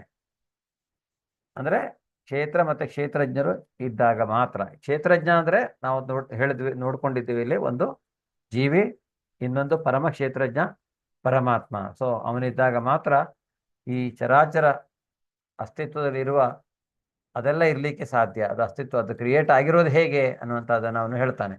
ಕ್ಷೇತ್ರಜ್ಞರ ಸಂಯೋಗದಿಂದ ಮಾತ್ರ ಅದು ಆಗಿರ್ಲಿಕ್ಕೆ ಸಾಧ್ಯ. ಸಮಂ ಸರ್ವೇಷು ಭೂತೇಷು ತಿಷ್ಠಂತಂ ಪರಮೇಶ್ವರಂ ವಿನಶ್ಯತ್ಸ ವಿನಶ್ಯಂತಂ ಯಃ ಪಶ್ಯತಿ ಸ ಪಶ್ಯತಿ. ಐಶ್ವರ್ಯ ಮಾತಾಜಿ. ಹರೇ ಕೃಷ್ಣ. ಎಲ್ಲಾ ದೇಹಗಳಲ್ಲಿ ಜೀವಾತ್ಮನ ಜೊತೆಗಿರುವ ಪರಮಾತ್ಮನನ್ನು ಕಂಡುಕೊಂಡು ನಾಶವಾಗುವ ದೇಹದಲ್ಲಿರುವ ಜೀವಾತ್ಮನಾಗಲಿ ಪರಮಾತ್ಮನಾಗಲಿ ಅಳಿಯುವುದಿಲ್ಲ ಎನ್ನುವುದನ್ನು ಅರ್ಥ ಮಾಡಿಕೊಳ್ಳುವವನೇ ನಿಜವಾಗಿ ನೋಡುತ್ತಾನೆ. ನಿಜವಾಗಿ ನೋಡುದು ಅಂದ್ರೆ ಜ್ಞಾನಿ ಅಂತ, ಅವನು ತಿಳ್ಕೊಂಡಿದ್ದಾನೆ ಅಂತ. ನಿಜವಾಗಿ ನೋಡುದಂದ್ರೆ ಅಲ್ವ, ನಾವೇನು ಪ್ರತ್ಯಕ್ಷವಾಗಿರೋದನ್ನು ಅಂದ್ರೆ ಪ್ರಮಾಣಿಸಿ ನೋಡು ಅಂತ ಹೇಳ್ತೇವಲ್ಲ, ಆ ರೀತಿಯಾಗಿ ಅವನು ಜ್ಞಾನಿ, ಅದನ್ನ ಸರಿಯಾಗಿ ಅವನು ನೋಡ್ತಾನೆ. ಅಂದ್ರೆ ಏನು, ಎಲ್ಲಾ ದೇಹಗಳಲ್ಲಿ ಜೀವಾತ್ಮನ ಜೊತೆಗಿರುವ ಪರಮಾತ್ಮನನ್ನ ಕಂಡುಕೊಂಡು ಜೀವಾತ್ಮನ ಜೊತೆಗೆ ಪ್ರತಿಯೊಂದು ಕ್ಷೇತ್ರದಲ್ಲಿಯೂ ಒಂದು ಕ್ಷೇತ್ರಜ್ಞ ಪರಮ ಕ್ಷೇತ್ರಜ್ಞ ಇಬ್ರು ಇರುವುದನ್ನು ಅವನು ಅರ್ಥ ಮಾಡಿಕೊಂಡಾಗ ಈ ನಾಶವಾಗುವ ದೇಹದಲ್ಲಿರುವ ಜೀವಾತ್ಮನಾಗಲಿ ಪರಮಾತ್ಮನಾಗಲಿ, ಅಂದ್ರೆ ಶರೀರ ಬೇರೆ, ಜೀವಾತ್ಮನಾಗಲಿ ಪರಮಾತ್ಮನಾಗಲಿ ಇಬ್ರು ಬೇರೆ ಅನ್ನೋದನ್ನು ನಾವಿಲ್ಲಿ ತಿಳ್ಕೊಳ್ಬಹುದು. ಅವರು ಅಳಿಯುವುದಿಲ್ಲ. ಇದನ್ನ ಯಾರು ತಿಳ್ಕೊಳ್ತಾರ ಅವನು ನಿಜವಾದ ಜ್ಞಾನಿ, ಅರ್ಥ ಮಾಡಿಕೊಂಡಿದ್ದಾನೆ ಅನ್ನುವಂಥದ್ದನ್ನ ಇಲ್ಲಿ ಹೇಳ್ತಾನೆ. ಸಮಂ ಪಶ್ಯನ್ ಹಿ ಸರ್ವತ್ರ ಸಮವಸ್ಥಿತಮೀಶ್ವರಂ ನಹಿ ನಸ್ತ್ಯಾತ್ಮನಾತ್ಮಾನಂ ತಥೋ ಯಾತಿ ಪರಾಂ ಗತಿಂ. ಜಯ ಮಾತಾಜಿ. ಹರೇ ಕೃಷ್ಣ. ಎಲ್ಲೆಲ್ಲಿಯೂ ಪ್ರತಿಯೊಂದು ಜೀವಂತ ಪ್ರಾಣಿಯಲ್ಲಿಯೂ ಒಂದೇ ಸಮನಾಗಿ ಪರಮಾತ್ಮನು ಇರುವುದನ್ನು ಕಾಣಬಲ್ಲವನು ತನ್ನ ಮನಸ್ಸಿನಿಂದ ತನ್ನನ್ನು ಹೀನ ಸ್ಥಿತಿಗೆ ತಂದುಕೊಳ್ಳುವುದಿಲ್ಲ. ಹೀಗೆ ಅವನು ಪರಮಗತಿಯನ್ನು ಸೇರುತ್ತಾನೆ. ಹರೇ ಕೃಷ್ಣ ಪ್ರಭು. ನಮ್ಮ ಮನಸ್ಸೇ ಎಲ್ಲದಕ್ಕೂ ಕಾರಣ ಅನ್ನೋದನ್ನು ಸಹಿತ ನಾವು ಭಗವದ್ಗೀತೆಯಿಂದ ತಿಳ್ಕೊಂಡಿದ್ದೇವೆ. ಅದರಿಂದ ನಮ್ಮ ಮನಸ್ಸನ್ನು ನಾವು ಹಿಡಿತದಲ್ಲಿ ಇಟ್ಕೊಂಡಾಗ ಅದು ನಮ್ಮ ಮಿತ್ರ ಆಗತ್ತೆ. ಆದ್ರೆ ನಮ್ಮ ಮನಸ್ಸು ನಮ್ಮ ಮಿತ್ರ ಇಲ್ಲ ಅಂತಾಗ ಅದೇನ್ ಮಾಡತ್ತೆ, ಹಲವಾರು ಅಂದ್ರೆ ಕವಲುಗಳನ್ನ ಹೊಡೆದು ಭೌತಿಕ ಪ್ರಪಂಚದ ಕಾಮ್ಯ ಕರ್ಮಗಳಲ್ಲಿ ಸಿಕ್ಕಾಕಿಕೊಂಡಿರುತ್ತೆ. ಅದರಿಂದ ಇಲ್ಲಿ ಭಗವಂತ ಹೇಳ್ತಿದ್ದಾನೆ, ಪ್ರತಿಯೊಂದು ಜೀವಂತ ಪ್ರಾಣಿಯಲ್ಲಿ ಒಂದೇ ಸಮನಾಗಿ ಪರಮಾತ್ಮನ ಇರುವುದನ್ನು ಯಾರು ಕಾಣ್ತಾರೆ ತನ್ನ ಮನಸ್ಸಿನಿಂದ ತನ್ನನ್ನ ಹೀನ ಸ್ಥಿತಿಗೆ ತಂದುಕೊಳ್ಳುವುದಿಲ್ಲ. ಅದರಿಂದ ಮನಸ್ಸೇ ಪ್ರತಿಯೊಂದು ಕಾರಣ. ಆದ್ರೆ ಎಲ್ಲರಲ್ಲಿಯೂ ಪರಮಾತ್ಮನ ನಾವು ನೋಡಿದಾಗ ನಮ್ಗೆ ಅರ್ಥ ಆಗತ್ತೆ. ಜೀವಿ ಹೇಳಿದ್ನಲ್ಲ, ನಾವು ಯಾವುದೇ ರೀತಿ ಕಾಂಪಿಟಿಷನ್ಗೆ ಹೋಗುವ ಅವಶ್ಯಕತೆ ಇಲ್ಲ. ಯಾಕೆಂದ್ರೆ ಪ್ರತಿಯೊಂದು ಜೀವಿ ಒಂದೊಂದು ಲೆವೆಲಲ್ಲಿ ಇರ್ತಾನೆ. ಅವನು ಯಾವ ಲೆವೆಲಲ್ಲಿ ಇದ್ದಾನೆ ಅಂತ ನಮಗೆ ಅರ್ಥವಾಗೋದು ಬಹಳ ಕಷ್ಟ ಆಗಿದೆ. ಅದನ್ನ ನಾವೇನ್ ಮಾಡ್ಬೇಕು, ನಾವು ತಲೆ ಹಣಿಕೊಂಡು ಭಕ್ತಿಯಲ್ಲಿ ಮುಂದೆ ಹೋಗೋದು ಹೇಗೆ ಅನ್ನುವಂಥ ವಿಚಾರವನ್ನ ಮಾಡ್ಬೇಕು. ಹೇಗೆ ಪರಮಾತ್ಮನಿಗೆ ನಾವು ಅವನನ್ನ ಸುಪ್ರೀತಿಗೊಳಿಸ್ಬೋದು, ಅವನು ಹೇಗೆ ನಮ್ಮಿಂದ ಖುಷಿಗೊಳ್ತಾನೆ ಅನ್ನುವಂಥದ್ದನ್ನ. ಅದರಿಂದ ತನ್ನ ಮನಸ್ಸಿನಿಂದ ತನ್ನನ್ನು ಹಿನ್ನಸ್ಸಿಗೆ ತಂದುಕೊಳ್ಳುವುದಿಲ್ಲ. ಹೀಗೆ ಅವನು ಪರಮಗತಿಯನ್ನು ಸೇರ್ತಾನೆ. ಪ್ರಕೃತಿಯೈವ ಚ ಕರ್ಮಾಣಿ ಕ್ರಿಯಮಾಣಾನಿ ಸರ್ವಶಃ ಯಃ ಪಶ್ಯತಿ ತಥಾತ್ಮಾನಂ ಅಕರ್ತಾರಂ ಸ ಪಶ್ಯತಿ. ಹರೇ ಕೃಷ್ಣ. ಚೈತ್ರ ಮಾತಾಜಿ. ದೇಹವು ಎಲ್ಲಾ ಕರ್ಮಗಳನ್ನು ಮಾಡುತ್ತದೆ. ಅದು ಐಹಿಕ ಪ್ರಕೃತಿಯಿಂದ ಆಗಿದೆ. ತಾನು ಏನನ್ನು ಮಾಡುವುದಿಲ್ಲ ಎಂದು ಯಾರು ನೋಡಬಲ್ಲರೋ ಅವರೇ ನಿಜವಾಗಿ ನೋಡುತ್ತಾರೆ. ಇಲ್ಲಿ ಆತ್ಮದ ಬಗ್ಗೆ, ಆತ್ಮ ತಾನೇನು ಮಾಡ್ತಾ ಇಲ್ಲ, ಈ ದೇಹ ಮಾಡತ್ತೆ ಯಾಕೆಂದ್ರೆ ಅದು ಐಹಿಕ ಪ್ರಕೃತಿಯಿಂದ ಆಗಿದೆ. ಆ ದೇಹ ಏನನ್ನಾದ್ರೂ ಮಾಡ್ಲಿಕ್ಕೆ ಕಾರಣ ಆ ಐಹಿಕ ಪ್ರಕೃತಿಯ ಗುಣಗಳು. ಇದನ್ನ ಅರ್ಥ ಮಾಡಿಕೊಂಡವನು ಯಾರು, ಅವನು ನಿಜವಾದ ಜ್ಞಾನಿ. ಸರಿಯಾಗಿ ಅರ್ಥ ಮಾಡಿಕೊಂಡಿದ್ದಾನೆ, ಅವನು ಸರಿಯಾಗಿ ಕಾಣ್ತಾ ಇದ್ದಾನೆ ಅನ್ನುವಂಥದ್ದನ್ನ ಇಲ್ಲಿ ಹೇಳಲಾಗಿದೆ. ಯದಾ ಭೂತ ಪೃಥಗ್ಭಾವಂ ಏಕಸ್ಥಂ ಅನುಪಶ್ಯತಿ ತತ ಏವ ಚ ವಿಸ್ತಾರಂ ಬ್ರಹ್ಮ ಸಂಪದ್ಯತೆ ತಥಾ. ಐಶ್ವರ್ಯ ಮಾತಾಜಿ, ಹರೇ ಕೃಷ್ಣ. ಆಕಾಶವು ಎಲ್ಲೆಲ್ಲಿಯೂ ಇದ್ದರೂ ತನ್ನ ಸೂಕ್ಷ್ಮ ಸ್ವರೂಪದಿಂದಾಗಿ ಅದು ಯಾತರೊಡನೆಯೂ ಬೆರೆಯುವುದಿಲ್ಲ. ಹಾಗೆಯೇ ಬ್ರಹ್ಮನ್ ದೃಷ್ಟಿಯಲ್ಲಿ ಸ್ಥಿತನಾಗಿರುವ ಆತ್ಮನು ಆ ದೇಹದಲ್ಲಿದ್ದರೂ ದೇಹದ ಜೊತೆಗೆ ಬೆರೆಯುವುದಿಲ್ಲ. ಬ್ರಹ್ಮನ್ ದೃಷ್ಟಿಯಲ್ಲಿ ಸ್ಥಿತನಾಗಿರುವ ಆತ್ಮ ಬ್ರಹ್ಮನ್ ದೃಷ್ಟಿ ಅಂದ್ರೆ ಈ ಅದು ಶರೀರದಿಂದ ಸಪರೇಟ್ ಆಗಿರುವಂತಹದ್ದು. ಮತ್ತೆ ಬ್ರಹ್ಮನ್ ಅಂದ್ರೆ ಈ ಪರಮಾತ್ಮನ ರೀತಿಯಲ್ಲಿ ಒಂದು ಈ ಶರೀರದ ಏನು ಕ್ಷೇತ್ರಜ್ಞನಾಗಿ ಸ್ಥಿತನಾಗಿರುವಂತಹ ಆತ್ಮ ಏನಿದೆ, ಈ ದೇಹದಲ್ಲಿ ಇದ್ರೂ ಸಹಿತ ದೇಹದ ಜೊತೆಗೆ ಬೆರೆಯುವುದಿಲ್ಲ ಅನ್ನುವಂಥದ್ದನ್ನ ಇಲ್ಲಿ ಭಗವಂತ ಹೇಳ್ತಾ ಇದ್ದಾನೆ. ದೇಹನೇ ಬೇರೆ, ಆತ್ಮನೇ ಬೇರೆ ಅನ್ನುವಂತಹ ಜ್ಞಾನ ಅಲ್ಲಿರುತ್ತೆ. ಯಥಾ ಪ್ರಕಾಶಯತ್ಯೇಕಃ ಕೃಷ್ಣಂ ಲೋಕಮಿಮಂ ರವಿಃ ಕ್ಷೇತ್ರಂ ಕ್ಷೇತ್ರಿ ತಥಾ ಕೃಷ್ಣಂ ಪ್ರಕಾಶಯತಿ ಭಾರತ. ಹರೇ ಕೃಷ್ಣ. ಛಾಯಾ ಮಾತಾಜಿ. ಭರತ ವಂಶಜನಾದ ಅರ್ಜುನನೇ, ಒಬ್ಬನೇ ಸೂರ್ಯನು ಇಡೀ ವಿಶ್ವವನ್ನು ಹೇಗೆ ಬೆಳಗುತ್ತಾನೋ ಹಾಗೆಯೇ ದೇಹದೊಳಗಿರುವ ಜೀವಿಯು ಪ್ರಜ್ಞೆಯಿಂದ ಇಡೀ ದೇಹವನ್ನು ಬೆಳಗುತ್ತಾನೆ. ಹರೇ ಕೃಷ್ಣ. ಹರೇ ಕೃಷ್ಣ. ಸೊ ಈ ದೇಹದೊಳಗಿರುವಂತಹ ಹೇಗೆ ಈ ಪ್ರಜ್ಞೆ ಅನ್ನುವಂತಹದ್ದು ಇಡೀ ದೇಹ ಬೆಳಗತ್ತೆ. ಈ ಪ್ರಜ್ಞೆ ಕಾನ್ಶಿಯಸ್ನೆಸ್ ಅಂತ ನಾವೇನು ಹೇಳ್ತೇವೆ, ಅದರಿಂದ ಈ ಕಾನ್ಶಿಯಸ್ನೆಸ್ ನಾವೇನು ಅದು ಭಗವಂತನ ಕುರಿತಾದ ಕಾನ್ಶಿಯಸ್ನೆಸ್ ಆದಾಗ ನಮ್ಮಲ್ಲಿ ಭಕ್ತಿಯು ಸಹಿತ ಬೆಳಗತ್ತೆ. ಅದರಿಂದ ಈ ಜೀವಿ ಇದ್ರೆ ಮಾತ್ರ ತಾನೇ ಈ ಶರೀರ ಅನ್ನುವಂತಹದ್ದು ಕೆಲಸ ಮಾಡಲಿಕ್ಕೆ ಸಾಧ್ಯ, ಅಥವಾ ಅದರಲ್ಲಿ ಒಂದು ಎನರ್ಜಿ ಶಕ್ತಿ ಬರಲಿಕ್ಕೆ ಸಾಧ್ಯ ಆ ಕಾನ್ಶಿಯಸ್ನೆಸ್ ಇದ್ದಾಗ ಮಾತ್ರ. ಅದರಿಂದ ಇಡೀ ಶರೀರವನ್ನ ಆ ಕಾನ್ಶಿಯಸ್ನೆಸ್ ಬೆಳಗತ್ತೆ.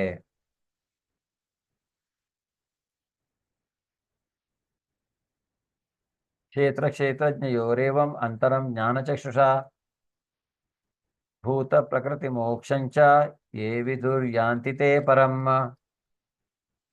ಜಯ ಮಾತಾಜಿ. ಜ್ಞಾನದ ಕಣ್ಣುಗಳಿಂದ ಕ್ಷೇತ್ರ ಮತ್ತು ಕ್ಷೇತ್ರಜ್ಞನ ನಡುವಣ ವ್ಯತ್ಯಾಸವನ್ನು ಕಾಣಬಲ್ಲವರು ಮತ್ತು ಐಹಿಕ ಪ್ರಕೃತಿಯಲ್ಲಿ ಬಂಧನದಿಂದ ಮೋಕ್ಷ ಪಡೆಯುವ ಪ್ರಕ್ರಿಯೆಯನ್ನು ಅರ್ಥ ಮಾಡಿಕೊಳ್ಳಬಲ್ಲವರು ಪರಮ ಗುರಿಯನ್ನು ಮುಟ್ಟುತ್ತಾರೆ. ಹರೇ ಕೃಷ್ಣ. ಈ ಕ್ಷೇತ್ರ ಮತ್ತೆ ಕ್ಷೇತ್ರಜ್ಞರೇ ಬೇರೆ ಅನ್ನುವಂಥ, ಕ್ಷೇತ್ರನೇ ಬೇರೆ ಕ್ಷೇತ್ರಜ್ಞನೇ ಬೇರೆ, ಅವರೆರಡು ಒಂದೇ ಅಲ್ಲ. ಶರೀರ ಮತ್ತೆ ಆತ್ಮ ಬೇರೆ ಅಂತ ಯಾರು ಇದನ್ನ ಗ್ರಹಿಸ್ತಾರೋ ಮತ್ತೆ ಪರಮಾತ್ಮನ ಬಗ್ಗೆ ಯಾರು ನೋಡ್ತಾರೋ ಅವರು ಬಂಧನದಿಂದ ಮೋಕ್ಷ ಪಡೆಯುವ ಪ್ರಕ್ರಿಯೆಯನ್ನು ಅರ್ಥ ಮಾಡಿಕೊಂಡಿರ್ತಾರೆ ಮತ್ತು ಅವರು ಖಂಡಿತವಾಗಿಯೂ ಪರಮ ಗುರಿ ಆದ ಕೃಷ್ಣನನ್ನ ಸೇರ್ತಾರೆ ಅನ್ನೋಂಥದ್ದನ್ನ ಇಲ್ಲಿ ನೋಡ್ಬೋದು. ಹರೇ ಕೃಷ್ಣ. ಇಲ್ಲಿಗೆ ಇವತ್ತಿನ ಅಧ್ಯಾಯ ಮುಗಿಯುತ್ತೆ. ಏನಾದರೂ ಪ್ರಶ್ನೆಗಳಿದ್ರೆ ನೀವು ಕೇಳಬಹುದು.